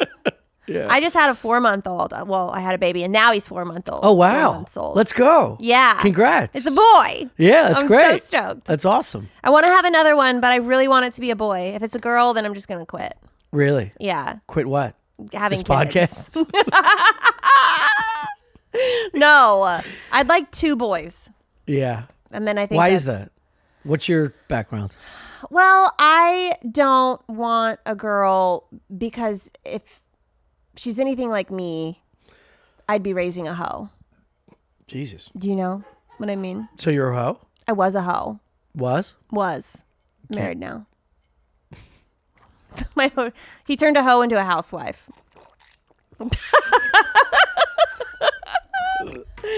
In what terms of like what hoetry? I wasn't really a hoe. It's just a joke. But No, it's not. Let me be the interviewer. I was an e-thought.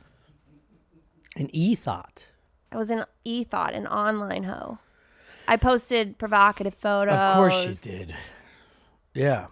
Look at my tats. Look at my tats. I need to start doing that. No. Yeah. No, I you're gotta start showing the engaged. back of my shoulders. No. Get me some more IG followers, like these other gay comics. Yeah. Yeah, I gotta start selling sex. You don't. E-thought. So, yeah. No, and I don't know. If I had a girl and like she started getting boobs and stuff, like I'm not good with hair or makeup. She'd want like cute hair and I wouldn't know Yeah. how to do it. You know, so you're trying to kill your history of being an e-thought because you think your daughter is going to pick up your terrible Habits? history? Yeah. Probably. Yeah. You think dad would stop that? Like, where did you turn? Like in high school, were you just like getting a lot of attention? You're blonde in bumblefuck No. fucking Texas. I wasn't Were you a blonde. cheerleader? No, I was a gymnast. There it is. Okay. Same thing. Not the same thing. Well, sexually for men. Yeah. Oh, flexible. said- I was more flexible and I was a better tumbler. Damn. But Pause. I don't know. Can I pee? It was Can I beat off for 30 seconds? no. I keep. They're losing having a my good train of- time. They are having a great Yeah, time. I'm talking to them. I know. Anything else you want to say to the audience? Thank you. Finally, no one even brought you a drink this time. Yeah, no, he's great. Great. You're the man. Yeah, you're the man. Dude, You're he's the man. He is the man. You're the man. Adorable young boy. My little gymnast. All right, my last question. All right. Oh man. Wait, no, I want two. No, I want three questions. Jesus. Do you know the names of everyone you've had sex with? No. Okay. No. I did well. No. I mean, if you said, do you know your ex-girlfriend's names, I'd be like, But definitely not everyone you've had sex with. Okay. no. What is the craziest place you've ever had sex? My dad's mouth.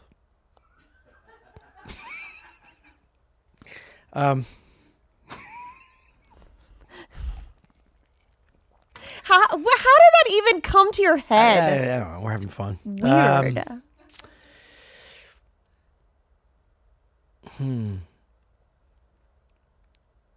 I don't know if I should say this, but Definitely say it. yeah, like You've already said your dad's mouth. yeah, like a nudie booth at a closed dirty bookstore. A nudie booth? Yeah, so like I don't know how it is in Texas, but like in the East Coast, you go to like a dirty bookstore and they have like booths in the back. You can put coins and dollars in. You watch porn Oh. and you can beat off in them Oh. if you get all worked up. They're also behind like strip joints. Yeah, I had sex in one of those. Okay. Yeah. No more questions. What do you want me to say? Oh, roller coaster. I had sex on a roller coaster. I bet you did. It's very basic. It was actually, You had sex on a roller coaster, or you just got fingered? I had sex on the Pirates of the Caribbean ride in Disneyland. Wow. With your husband? No. Yeah. Nope. Nope. I was 18 when that one happened. Yeah. You were a flues bag, huh? I was a hoe. I like that. Who's a hoe? Yeah. Good for you. Anyway, thoughts on condoms? What? Nothing. What'd she say? Thoughts on condoms? Thoughts on condoms. Who has a thought on condom? Do you like them? Who likes them? I don't know. Some people like them. No, they don't. Okay. Okay, my last question. What is the sweetest thing you've ever done for someone besides propose? Like romantic. I think the sweetest thing you can ever do for someone is make them a meal. I love that. Yeah. Like It's an the most- elaborate meal? It doesn't have to be. It could be to your, your level of abilities. Like if I saw a friend of mine post a picture going, and I've seen it many times with their girlfriend, like, Danny made me a meal, and it's like shitty cooked chicken tenders and like broccoli that's fucked up and like hard boiled mashed potatoes. Yeah. And you're like, that's beautiful. Cooking- It looks like shit, but like that's the closest distance you have to someone's heart. It's like, I worked hard for this. Yeah. So whatever level of culinary expertise you have, it doesn't matter. If you cook for someone, that's the most intimate thing you can do for someone. In my opinion. What is your favorite thing to cook? Stews? Stews? Long cooked stews? Stews? What's your favorite thing to cook? Stews? Is it stews? Did you guys not hear that? Rewind that back. Is that how I said it? Stews? Would you say your favorite thing to cook was stews? Because if it's stews, then I'm on board with stews. The fuck happened? You ran out of batteries. Somebody plug this bitch in, dude. This is nuts. Stews? Yeah, I love stews. I've been so nice to you. No, I mean, I've been nice to you too. Stews. Stews. Stews. Stews? I already answered this question Stews? fucking 10 minutes ago. But my point is, anything you can and want to cook for your loved one. What? Exhausted by this true answer? If you make the effort, even if it sucks and she spits it out, she should know I get that cooking is the nicest thing. I want to know Why are you what angry? you fucking cooked, because I said stews and then you made fun of me. And I wanna switch know. it up. So what? Okay. Yeah. What is your favorite thing to cook? I told you already. Oh my goodness. Am I wrong? Stews? Didn't we already answer this fucking question? Was it stews? It wasn't stews. I said sure. I can't even talk now. I got infected by your stupid talk. It's short rib ragu is my favorite thing to cook. Not stews. End the show. Oh my God. Thank you for coming on the show. Yeah, it's been great. That was wonderful. Anytime you want to come back, just hit me up. Holler.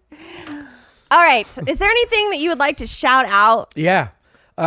Stuff Island is our podcast. We're on a Patreon too, patreon.com/Stuff Island. Also, Look at Dish is on YouTube now. We take our old Patreon episodes, put them out publicly every Thursday. So subscribe to Look at Dish for old episodes and new ones. And where can people find you? My address? Tommy J. Pope, Instagram. Tommy J. Pope. See, like that J, no one would have assumed there was a J in there. Did Yeah, I someone wouldn't want to already put it in take there, but there's Tommy Pope already was taken? my real name is Tom Papa, P-A-P-A, and there's already a Tom Papa, so I had to change I it like to it Pope. when you call me Big Papa. Okay. Thank you so much for coming on the show. This has been great. Yeah, it was great. I really had a great time. Barkeep! You're running out of your drink. Guys, thank you so much for watching another episode of First Date. We will see you next time. First date, baby. Are you really drinking a glass of milk with dinner? First date, I can't wait. You told your mom about me? Just say you're ready. Delete my number. First date. Your parents are your roommates?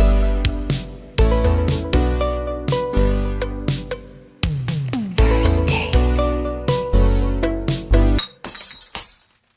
I'm so excited to see you tonight. First date, baby. First date, I can't wait. First date. Hello, everyone, and welcome to another episode of First Date. My guest today is a man of many talents. He's a writer, a comedian, and a poet. He's on tour all over the country, and you can check out his podcast. I'm going to read this right off. James Donald Forbes McCann, Catamaran Plan. Make sure you write that down. Give it up for James Donald Forbes McCann. Hello. Oh, thank you, people behind the glass. It's I'm gonna great call thank you for James having from me. this You point can call me on. James, thank you for having me. This is so nice. Yeah, thank you for coming on my show. I'm going to be so much less exciting than the previous Australian you had on the show. I don't know. I don't think I have anything like that. When he was talking about being in the pool and his Willie touching an older woman, I was moved. We all were Yeah. out of the pool. I'm so dull. Anyway, no, I'll try and seem interesting. Do you live in Austin now? I'm in Austin, yeah. Do you like heat, it? Well, no, the heat is oppressive. I like many things about it. I like that there's a comedy scene where you can really work. Mm-hmm. That's super rare. There's like 3 cities in America, and there used to be 2, and now that's good. But to live, I have many complaints. Oh, there are some good things. There are some nice bookstores. There's genuine, but Barnes and Noble is everywhere. Yeah. So Barnes and Noble has everything, just about. I grapple with it. I like some things about it. You have a child now. I do. This is a bad city in which to raise children. It can be. No, I'm saying in the abstract, and for sure, it is. It's because in the heat, there's very few places to. You know what? That is go. the worst part. Yeah. And I say it every morning like a broken record. I wish it wasn't so hot because I would go on a walk. It's not possible. I've been taking my kids to indoor playgrounds. My wife has been unwell, and so I take the kids off for several hours in one of those indoor play centers. Yeah.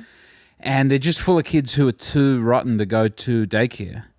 And they're weird, and the food's bad, and the aircon is unsettling. You know, it's nice to be cool, but it's like I think you can get sick if I'm it's sure I am. on that high. I've been on for like six consecutive days of going to this. I sit on a laptop, my children run around, and I try and reply to emails. How many children do you have? I got 3. 3? How old are they? 6, 4, and 2. Wow. How is it? It's a constant state of bliss. No, it is good. I mean, it's great. I would not give any of them away, and I would welcome more. Really? Yes, How old are you? I'm 33. Okay. Yeah, am I? Shit, 34. 34? How old are you? I Is want that to your ask. final answer? That's rude. It's a lady. I don't want to know. I'm 37. No, I don't believe it. And my child's 5 months old. I do. I can believe that. That's a hard crawling. No, he's just Right. now sitting up Yeah. by himself and he can play. Quality of life comes down once they can move. Wrecks the apartment. All your low-lying stuff has to go up. You But can't have a I cool think it's vase getting anymore. better. My quality of life is getting better now I'm that he telling can you, move. You have such joy that your child can, do things. But then the trouble comes. I assure you. I promise you. The minute they start crawling, when do they start crawling? Huge variation. Some babies, right to it, motivated. Some babies are too big to crawl properly. If you've got a big, hefty baby, I do have a big hefty baby. sometimes their weight is an encumbrance. And then when they crawl, they don't want to walk. But crawling's good. You get all the hand-eye coordination stuff. Good athlete. Okay. This is my tips on... But like right now, I feel like because it doesn't matter. This isn't No. a podcast about my baby. Oh. But your podcast is about things that could lead to having a child. That is true. This is an important part of the equation that people I like forget. it more now that he can sit up and play with a toy and potentially fall on it so that I can go get a cup of coffee. That is good. Because yes. before he was a baked potato Yeah. and I had to carry him everywhere or he would scream cry. Well, the attachment issues can be a problem. And when they can talk, a lot of, sometimes you have to wait till 2-3 years old until they can talk properly. But then I don't need him to talk to me. it's nice because then they can express the issues. It's not just a random scream and you go, what is that for? But I don't care. If he cries, I'm like, You got a quiet cry? No, the shrill cries of my children wound me to my soul I because just it's the pick love him I up. have. If I pick him up, he Yeah. stops crying. He just wants to be in my arms. We're That's learning beautiful. more. That's beautiful. But your husband, if he holds the child, does the child stop crying? Yeah. No, not as much. I mean, I'm important to have a mommy. mother. It's I'm important to mommy. have a- Isn't it important to You have can a tell mother? that I'm mommy because I hold him and he'll go to sleep, Yeah. and I hold him and I feed How I him. yearn to be mommy. Yeah. It's just you can do so much more for the child as a mother. You've got a big milky tit that you can wedge in the It is mouth true. if you do that. The one boob's like pretty much stopped producing Really? milk. Yeah. So now he lives off my left boob. One for show, one for business. Yeah. Yeah. And it's One crazy. for Like business, now one they're for like pleasure. lopsided. I'm sure they're great. But I just want him to go back to normal. Never. The nipple has changed irrevocably. No. What? You think you go back to having sweet 16 nipples again? No. No. But that's also good. The good, tough, leathery nipple. That's what a man wants. That's what I love. No. Oh. Sad, pink, flexible nipples. Gross. I don't like that. I like them put to use. What is the podcast about? This podcast is about what it's like to date you. Oh, no. So let's get to it. It's been 6.5 minutes. I punch. No, I'm joking. I would never domestically abuse anybody. What's the audience for this podcast? They're a riot. I didn't know how dirty and nasty to go with I'll that. start asking you questions and you answer them. Okay, I'll do it. How long have you been married? About 8 years. We were together for 3-ish years before that. Where did you guys meet? We met at the Melbourne Comedy Festival. She was a flyerer. She was handing out flyers at a comedy festival. What do you call that? There's no good word for it, but a flyerer. A we call it. flyerer. She was handing out flyers. Flyerer. A flyer. Flyerer. Flyer. A pilot. And she was handing them out, and we met and got talking, and I loved her, and it was great.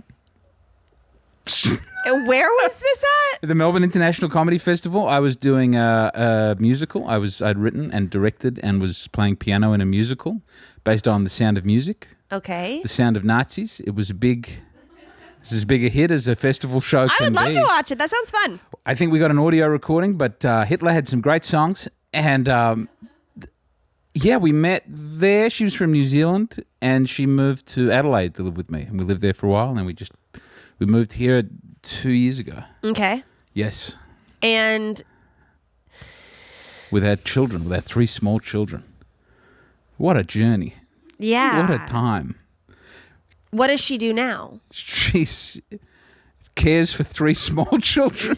Yeah, I was gonna say. Yeah, she's homeschooling because we travel a lot. I try and take them with me when I can. Mm-hmm. I don't know how long this beautiful America adventure goes for. At some point, they'll kick me out. I've only got a visa. Oh, really? But it's a 3-year visa. Well, so we'll see. But I got to take them to New Orleans. I got to take them to New York City. Did you just try to say New Orleans? No, New Orleans. You tried to say it with like the New Orleans I people do say it the way the New Orleans people say it. Where are you from originally? Dallas. What a fine city. I grew up in a suburb called Mesquite. Okay. It's nothing to write home about. I never go visit it. It's not cute. You don't have family there still? No. Okay, well then there's probably no good. No family there. Suburbs just means white here, doesn't it? It's like a little It's like bit a of the, section off of Yes. Dallas because Dallas is like a big.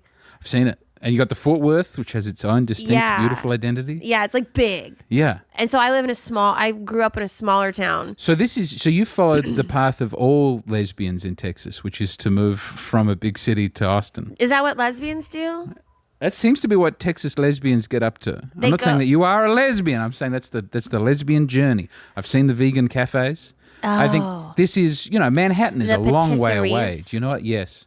The gluten-free Yeah. cookies and all their little beautiful businesses. They've all done it. They love you. They've all done it. That's the journey they're on. They probably all come from Houston. They all probably just came from the. I didn't know that. Are you really being from Houston so out there? late. Yeah, there you go. They're like, I got to get out of the woodlands immediately and have real culture in Austin. It's like, hope you're like hot in a fucking soccer team. How good's Book People? Anyway, have you been to Book People? Yeah. I don't mind it.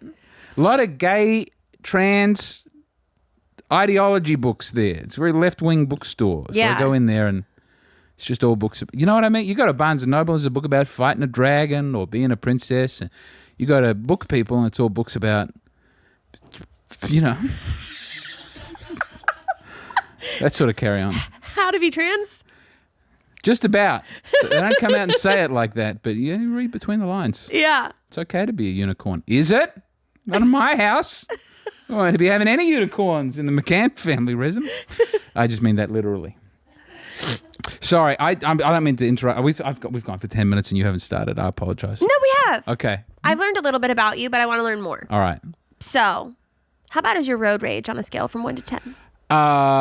It's a 6, 7, depending on how I'm feeling. Recently, it's been worse.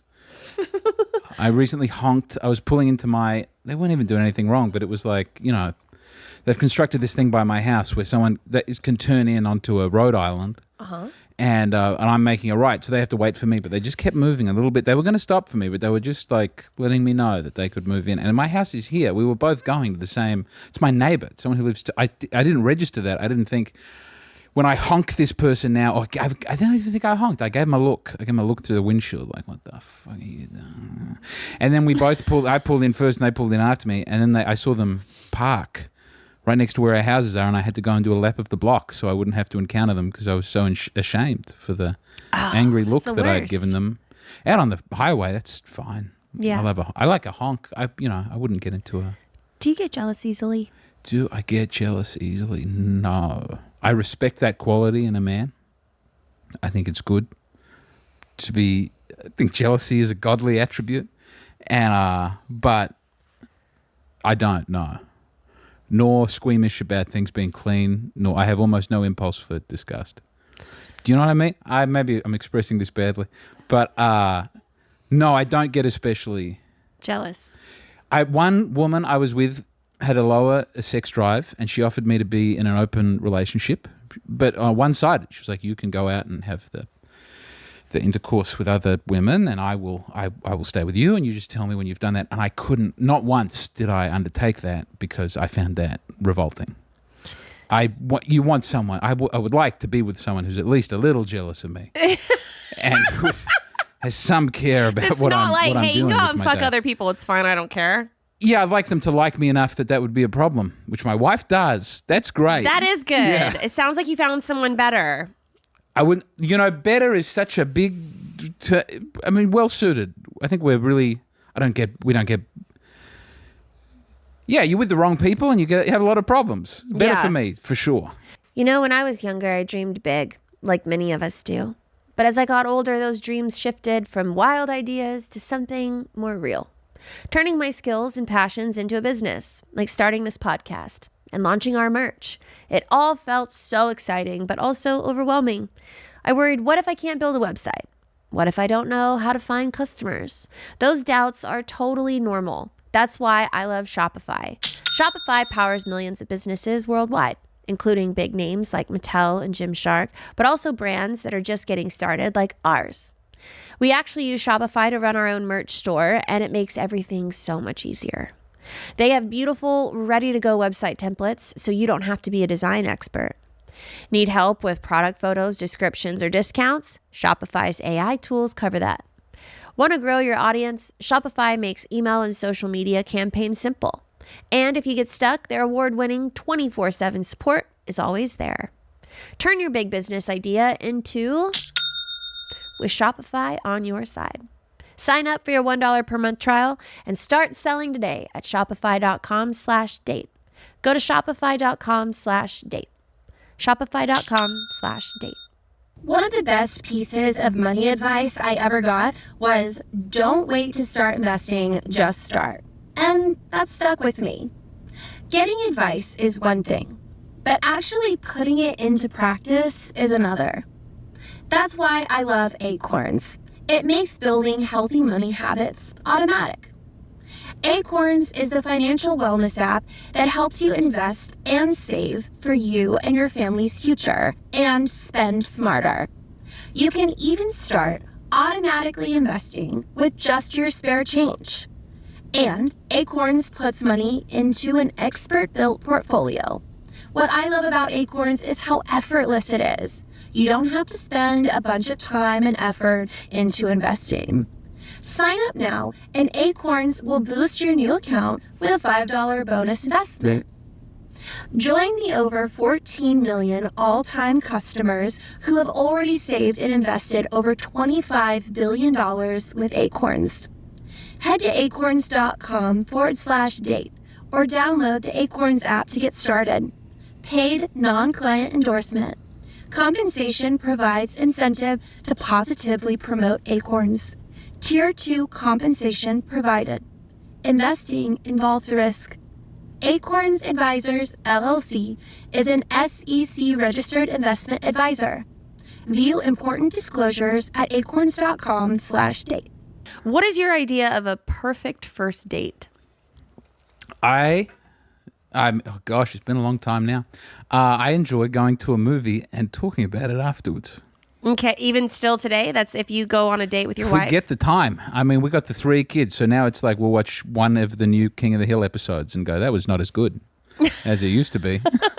That's about it. But I really, the talking and having a nice meal. Do you like to cook? No. No, I don't. I've been doing breakfasts every day this week. I've cooked other times as well, but I'm not. It's not my strength, and I'm not good at it. And we, when we were growing up, my brother was a very fussy eater, and so we would just have like 3 meals. We'd have and everyone was a vegetarian, so it was pasta just about every night. Are you a vegetarian? No. Oh, thank God. No, I left that behind. Thank you. Thank Yeah. you. I would have been like 21. From like 9 to 21, I would have been a vegetarian. And then I didn't want to. I don't blame you. I think it's good to kill. I think killing fills us with a certain kind of joy that can't be found. Excuse me, I'm just having a big silly one. No,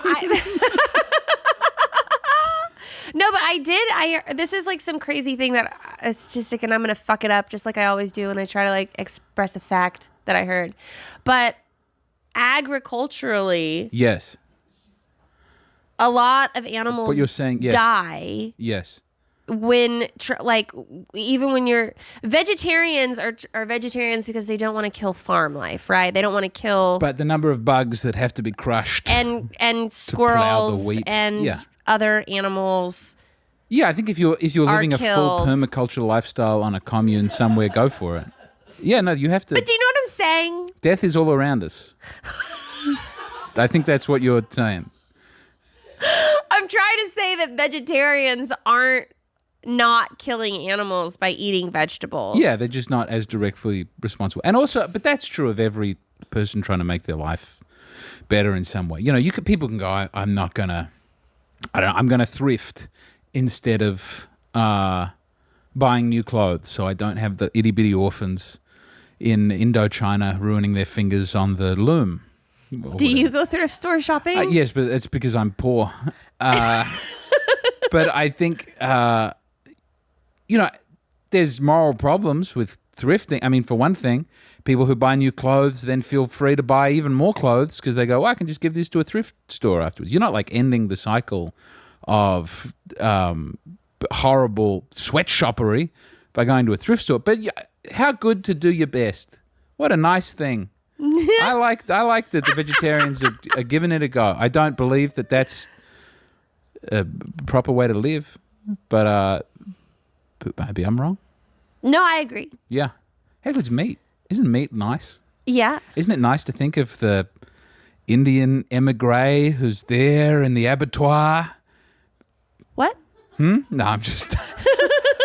It's not just the animal that's suffering to get the meat to table. I mean, it's like those people who have to go and do that job. I believe it's not fun. that I'm not going to let that animal die in vain. Sure, yeah. He's dead. They're selling the meat. Who am I to walk past it and say, die in vain? I feel that way about child. That's a joke. I'm kidding. But they're making it. It's out there. Okay, I see what you're saying. I could have phrased that. I could have picked a better You example. could have picked a I could better have done example, that James. with something that wouldn't be so clippable in such an egregious fashion. Let's take that one again. How do we take that one again? I'll put the heroin in my... Wouldn't that have been better? Fuck. Thank you for having me. Yeah. Do you have any irrational fears? Yeah, I'm sure I do. Okay. I'm trying to think about what they are. Drugs? Have you ever done drugs? I briefly, I mean, not illegal drugs, but there was a time when I was drinking alcohol and having codeine. It was a beautiful summer where I was doing that. It's not good for you long term, and it'll, but that was a winner. Wow, that's a good time. But I've never Alcohol and smoked codeine? I never smoked a marijuana cigarette, but I did do alcohol and I was sipping on a scissor. Yeah. Rest in peace, Pimp C. Scared me straight. You seem kind of gangster. Yes. Danny Brown didn't want any of my beats. But that was fine. He was right. I tried to make rap beats for Danny Brown. He didn't like them? He laughed. Rude. He didn't want to use them. No, he was good natured and he was really kind about it. But I'm going to work harder on making beats. Do you take it seriously? Music making? Yeah. Very much so. Really? Yeah. What's your music name? I got a couple. Mr. Very Good Rapper. Snorty Morty and the Sporty 40. That was a short-lived band where I wanted to get 40 guys dressed as tennis athletes while I had something that looked like cocaine covering my face. I would be Snorty Morty. Anyway, yeah. That one never got off the ground. I just released the EP. The James McCann Orchestra. Okay. The James Donald Forbes McCann Orchestra. Currently just my own name. Sometimes I wish we were a catamaran. Out now on all digital platforms. It's like 14 songs. What was the last good book you read, since you're going to bookstores all the time? It's a great question. The last one that really... It's been a while since one really got to me, But I keep the Aspidistra flying. I audiobooked it. I'm sorry? It's by George Orwell. It's George Orwell. Keep the Aspidistra flying. It's not as well known as Animal Farm or like 1984. Keep the Epidestra? Aspidistra. I might be getting that wrong. Am I getting that? I might be getting that wrong. But it's about it's a kind of plant that working class people had in England. And there's a guy who doesn't want to be a working class man. He wants to be like a poet, and he's not a good poet. And he, his girlfriend, he never has money, and no one wants his poems. He works in a crappy bookstore for not enough money to get by. And I had to drop a spoiler on the ending, but he thinks it would be weak and wrong to pull out during sex intercourse when he finally does get to go to bed with his lady, and she becomes pregnant. And he goes, right, fuck it, I'll just be a middle class. I'll go and get a good job at a copywriting agency, and I'll get the plant that everybody has, and I will be a boring, bougie person. It's kind of an optimistic ending that you can live a very boring, normie life and still be fulfilled working for your family. Yeah. Yeah, and also that condoms are gross and pulling out's always wrong. That's the other big part of the novel that people don't talk about as much. So you're a poet. New book of poetry out now, Disquieting Levels of Egg. Amazon, Disquieting Levels of Egg. Yes, my new book of poems. I'm a poet too. Get out. I am. I wrote a book called Cases of a Poet. How did it sell? I sold one copy on the Venice Boardwalk Boulevard to a 10-year-old skateboarder. Nice. Who felt bad for me. Well, you got to get it on Amazon. I don't think anybody fucking cares about my book of poetry. I don't know. You got a podcast now. People would. Oh my gosh. I let me tell you about this book. So when I moved to California, I don't think have I ever even told anyone this? I don't think I've ever said this before. So when I moved from Dallas to California when I was 18. Los Angeles? Yep. Yep. And the only way that my dad would help me pay for my car, and I lived with my grandparents, so I moved in with my grandparents. My rent was free. Yeah. But I had this car payment, and I had to eat. And so my dad told me that he would help me pay for my car and my food if I went to college. So I went to a community college. Nice. I took all the fun classes. I took theater, language arts, I took Shakespearean literature, biblical literature, and English literature. Great. That's not piss about subjects. That's good study. I liked to read. Yeah. So in my Shakespearean literature class, we had to write poetry. Nice. So I started writing poetry and I started falling in love with it. Yeah. Thought I was the next Shakespeare. Wrote like over 100 poems. Put it in a book. I self-published it. I made 500 copies because I was like, that might not even be enough for how many I'm going to sell when I go to the Venice Boardwalk where all these hippie people walk by and buy books for $10. No, I've been to that boardwalk. That's scary. I went and I didn't know you had to get a permit. I didn't know that. You have to get a permit to be there. Yeah, you have to for your little tiny Man, there's square. a lot of guys smoking crack out there who I don't think have a permit for that. I didn't get a permit. But the problem is that when someone else came up to me and they were like, "This is my spot. This is my spot." Yeah. And I'm like, I thought this was like a free for all. You come, you claim your spot, and they're like, "No, this is my spot." So I had to move down the boardwalk until I found a spot that no one was at, and it took me forever. And then I was there all day long for 12 hours. No one bought a book until I was like, you still got these books? Yes. Put them on as merch. 499 Make copies. Merch for this show, and you will move. These are the copies world's of the book. worst poems. I went back and started reading them. But that might make people want to buy more. Mine are not great. I just do it. You just persevere. It's not for us to decide what's a good poem. It's for posterity. Get them out. Guys, That'd be if you good want merch. if you want a book, let me know. I'll bring them in. These bring people, them in, these people and over you here guys, would love to sell YMH your can books. let them fly off the shelves. I think you would sell copies of the book. I don't know. Let's find out. You'd sell some. We'll for find sure. out. All right.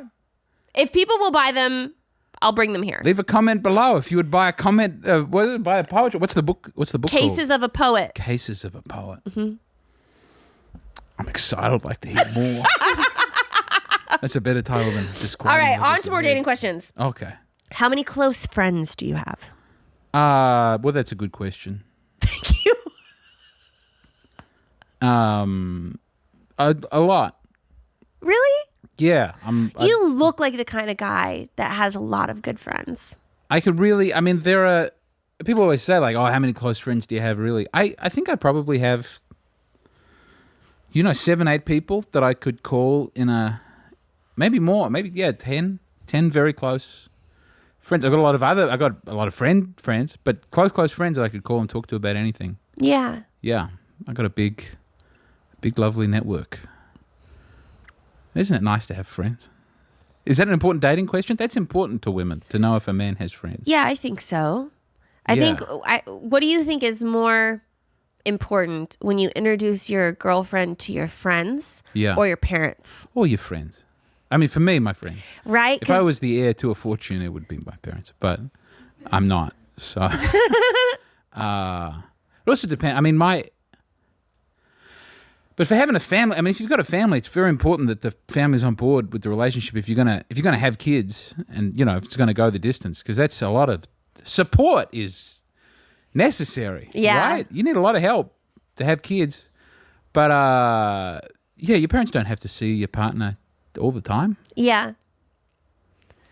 But your friends will. No, I think friends for sure. What man, don't I have a had a funny good answer. question about friends.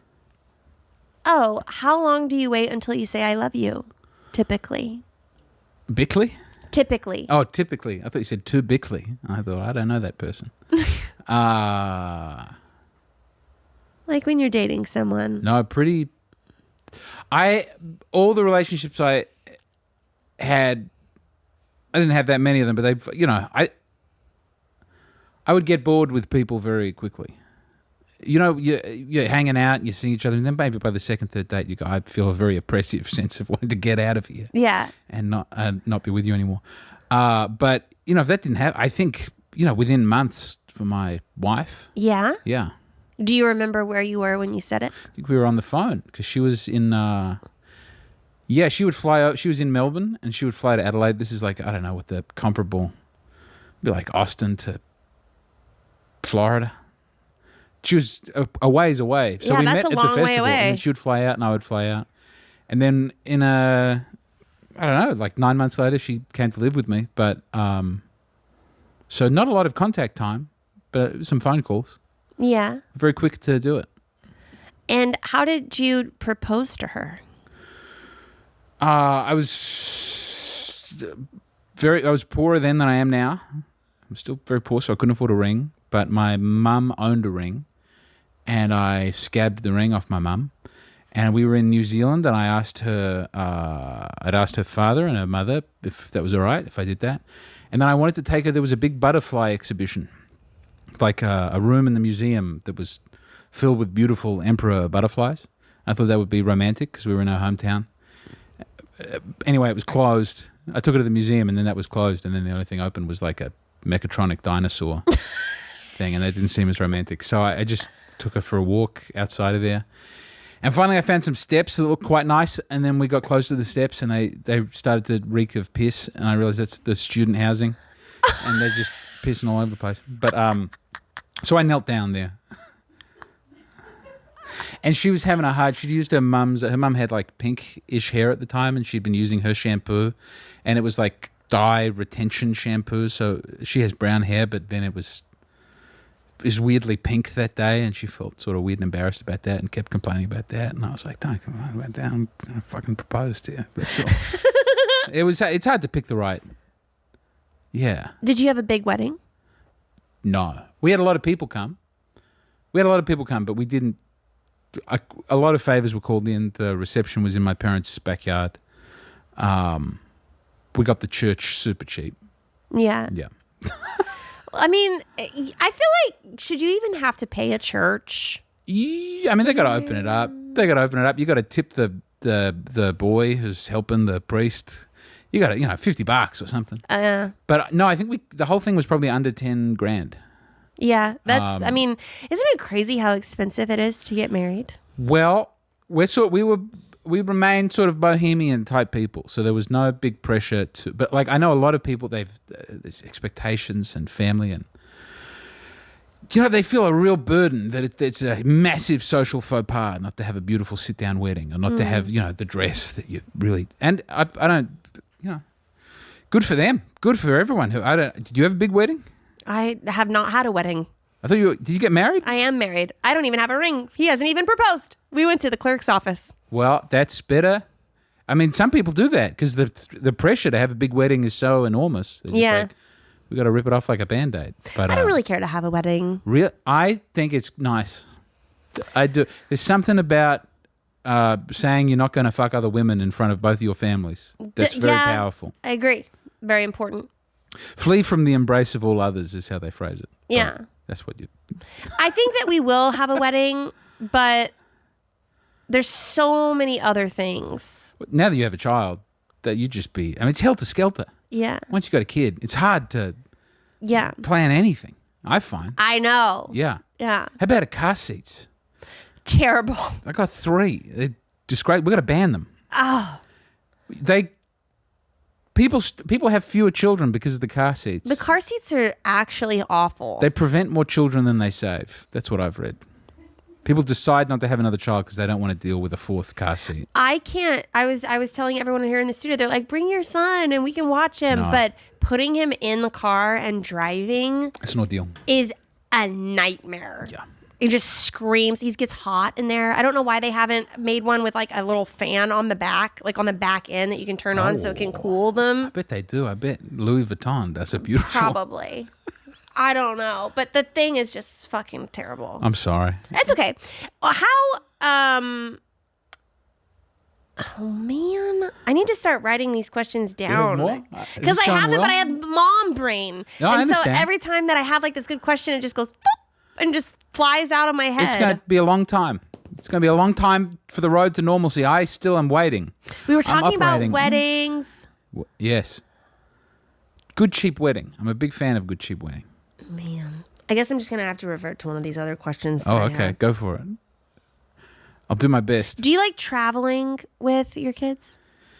Not in a car. That doesn't No, I count. mean, even in the car, I don't mind. We just did a big road trip. We drove to San Jose Does it get better as they get older? and Yosemite. Yes. Yeah, the smallest one was the biggest problem. But we had I loved it. I love doing a big road trip with the family. Is a great... It's fun. It's hard, and then I start getting angry out of nowhere. That's dangerous as a But parent. that's your road rage. But even then, the car's basically... It's not hard to drive on an American freeway. You just sort of sit there doing 10 miles over the speed limit and don't worry about anything. So it feels more safe that way somehow. But I don't know. We got to go to the Billy the Kid Museum in New Mexico. That was great. You get to decide what things you're going to stop in and see. We drove past the Pistachio Land, the theme park to the Pistachio. That was great. Oh, I remember my Albuquerque's question. all right. Go on. What is the most important thing to you when you're dating? Like in a relationship, what is the most important Puts a thing? fantastic... No, I'm just joking. I'm just having a laugh. I'm just trying to be silly. I don't think people should have sex before they're married. The important thing with dating, what's the most important? To enjoy each other's company. Really. Maybe this is me. Maybe I'm a cantankerous person. But I would just feel so oppressed and then like be in relationships that are dragging on and I didn't want to be in them. And I never had I would always yearn that the person would cheat on me so that I would have a reason to break up with them or that they would just break up with me. This was a problem that I had. It's not easy. I did not find it easy to break up with somebody. But someone you can be yourself with and not feel like you're spending energy while you're together. Do you know what I mean? Yeah. How did you break up with people? Oh, man. Slowly. I remember one relationship, I was pretty sure I wanted to break up, and then I got talked into having like a trial period and then getting back together. And then a week later, it's like, I still want to just get the fuck out of here. This is dreadful. Once with a phone call, which was a mistake. We were in different cities and I didn't know how to... Why was that a mistake? It's a good thing to do face to face. It's always hard. There's no good way to... If you're in a relationship with someone, there's no good way to break up. But... Were these long-term relationships? Some of them, yeah. I don't think I ever had had like I've only dated someone on a short-term basis once, I think. I think every other relationship was either a one and done, you know, like Yeah, I just know what in you and mean, out, yeah. or quite long-term. But I think like in terms of like a 3-weeker, only once. And I did not handle that great either. It's very awkward dating someone and having feelings and they, you know what I mean? Yeah. I don't know how to talk about it. Yeah. It's a hard, I found breaking up with people really difficult. Yeah. And I found being broken up with, I think it only happened twice. Wow, it's not bad. Yeah, a lot of people get broken up with twice. Once a high school girlfriend, devastating. Wow, it was so sad. And then the other time it was fine. Why was it so sad? Yeah, it's first proper it girlfriend. was like your first love. You know, I was very enamored. She was a great lady. And then Adam, I mean, just, you know, high school girls breaking your heart. It's gone on to this day. No, you know what I mean? It's difficult. What is your personal biggest red flag about you? Oh, a thing that I do that people wouldn't want to date That you me? do, yeah. What is your biggest red flag?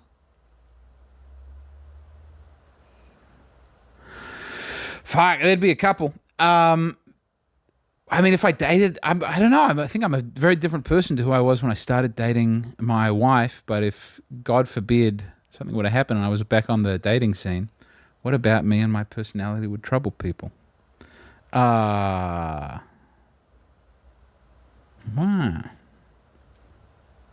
I should think about that more. I mean, Well, it doesn't really matter now that you're married. well, no, and that's a joy that you don't have to do that sort of self-criticism. Because I remember when, you know, I was dating people and you'd have to hide parts of yourself from the other person to, Yeah. Especially for like until a- you well, to, got him. I mean, sometimes that's also about, I remember like when I figured out how to get a one night, how to take a lady to bed that I'd met, the answer I found was to say almost nothing, and that a woman has decided if she's sexually interested in you pretty quickly, and you can only stuff that up by showing who you really are. Do you know what I mean?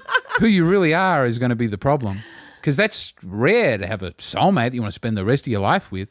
So if they can project on you, I found that really helpful. Mm-hmm. It's just the opposite to a good way to have a Yeah. healthy relationship, but I think that's the secret to actually just starting dating somebody is don't let them know at all who you are.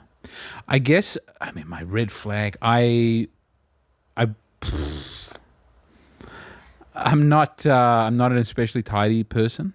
Okay. I'm a deeply untidy person. I mean, for a long time, there would have been heaps. I'm shocked that anyone possessed interest, but I was like super poor, didn't have a car, couldn't drive until I was like 26. That probably set me back. I think it's probably important to have a car if you're on the dating scene. But I would bus to the date. And man, I don't even know. I'm trying to think about it. Red flags are a tough one because people have them. I hear my friends who are perpetually single talk about this all the time.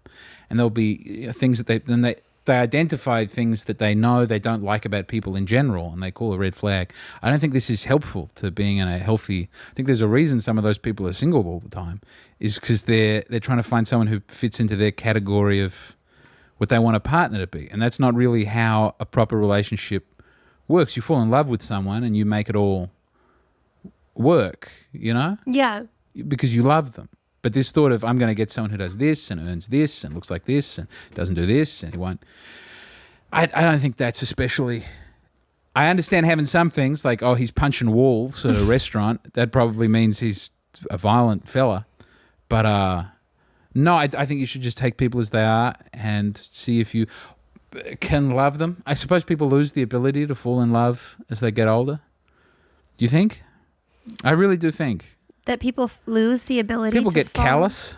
People get they carry around a lot of their past experiences and traumas, and maybe it's harder for them to really get excited about a person or picture themselves with them. I see this all the time where people have built a personality that's not really open to being carried away by love.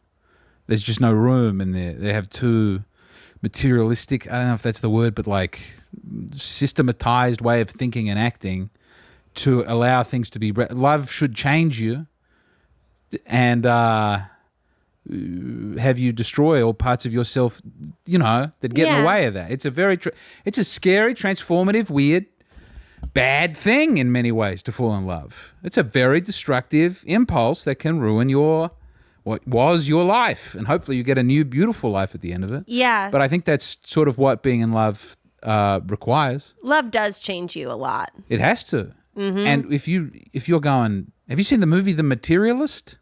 I hated it, but and they're also attacking this. I just thought it was a really bad movie. But yeah, you can't. First of all, I don't think you should have a type. No one should think they have a type, because a type is. There's an Amos Gill bit. It's a great bit, but it's true. A type is everyone that it hasn't worked out with in the past. If you're like, this is my type, leggy blonde. I'm pointing in the abstract. I'm pointing at you. I'm sure you've got great legs. Can't see them. There's a table. But, maybe it doesn't, and it hasn't never worked out. I don't know. I find a lot. This is an American problem more so than. I notice the genders here are not great at treating each other like people. Is that? Do you know what I'm saying? No. Friendships with men and women are not thoroughly common. Okay. I find that men and women don't really. It's not expected that your romantic partner will be your best friend necessarily. She's in woman world and you're in man world, and you come together to make that work there. But still, she's got all the woman friends over here, and you've got all the man friends there, and some of that's good. But there's like people are really playing you have a very strong sense of gender roles in America. A woman should look like this, a man should look like that, and they're very restrictive. And I think that's why so many little boys are trying to chop their dicks off, because what is a man is so limiting, and what is a woman is very limiting. Excuse me, I've gone off on a tangent. So what was your red flag? Probably that I say things like this, and I have to hide that from someone on a date in case that turns them off. You just shut up and go, I like that band too. Yeah, great.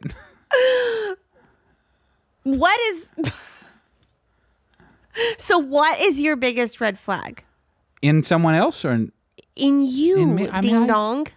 I'm a very strange person. I don't know what to. You don't know. I know there's a lot of that last Aussie you had on the show who was like, everybody wants to fuck me.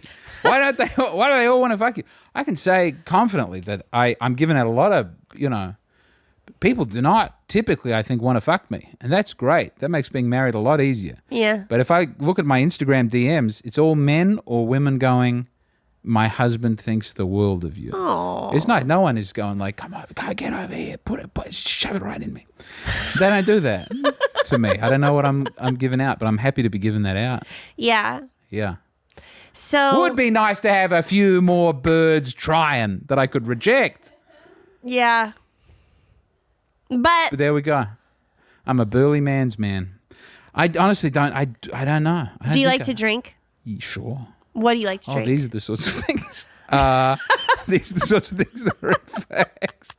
I like 2 to 3 beers in the evening, or a white wine. Red wine gives me a headache. Or if I'm having a bad time, I'll hit the dark liquor. Oh, like what? Whiskey? A whiskey's a lovely thing to have, or with friends. But yeah, just not a lot. I don't have the constitution. I see all these men who can really put them back. Really, you go ahead. Some of the comics, they know how to put them down. They really drink, and I get very sleepy. I do too. Yeah, I have 3 drinks, and I've had about enough. Yeah. Yes. What is? Or I vomit in the front yard if I mix them up. Hasn't happened in a while. I've been very cautious, but certainly, my wife will go, "Don't drink red wine." Just be out there. Would you consider yourself romantic? These are hard. These are too hard. I don't think I would be described as being romantic. Maybe I feel romantic. What is your love language? Acts of service. Oh, really? Yeah, I've spoken. Yeah, I love time spent. No, it's probably time spent. I like spending. I get very, I think codependency is great, and more people should. Yeah. Yeah, you do. You're living life as a team. You're I'm doing things super together. codependent. Time spent is a big one. Spending Yeah. a lot of time together. I think I'm all of them. Yeah, I'm not opposed to a couple of words of affirmation. Yeah. Wow. Gift giving all Who day. doesn't like a gift give? You know? Sometimes it's do a little act of service, do a little giving I of think a it's gift. crazy spend a when little someone time. can pick just one. There are some people for whom, when you give them a gift, I've seen it transform people. You love getting a gift that much? Fuck, I love it. Well, now's a good time to tell you that I've actually brought you this beautiful nicotine pouch. Wow. No, I will need that later on. No, I feel like gifts take so much thought. If you give someone a really good gift, Yeah. you have to work for it. So it takes your time, it takes your money, and it takes thought. And you have to and you give it to someone that you care about. And I think there's a lot of an act of service sort of there. I mean, it's all of them are basically showing that someone cares Cares for you. about you. Yeah. I need.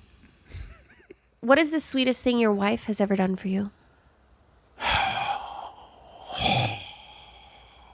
Is she romantic? This is my last question. Is she romantic? Yeah, I mean, we used to, I think. It's hard within the. Here's what our life has been like for the last couple of years. Is we had 3 tiny children, and the baby he was not yet 1 when we came to America, and then we just we had to move around a lot to figure out how to make it work financially, and we landed in Austin, and that's been much more stable.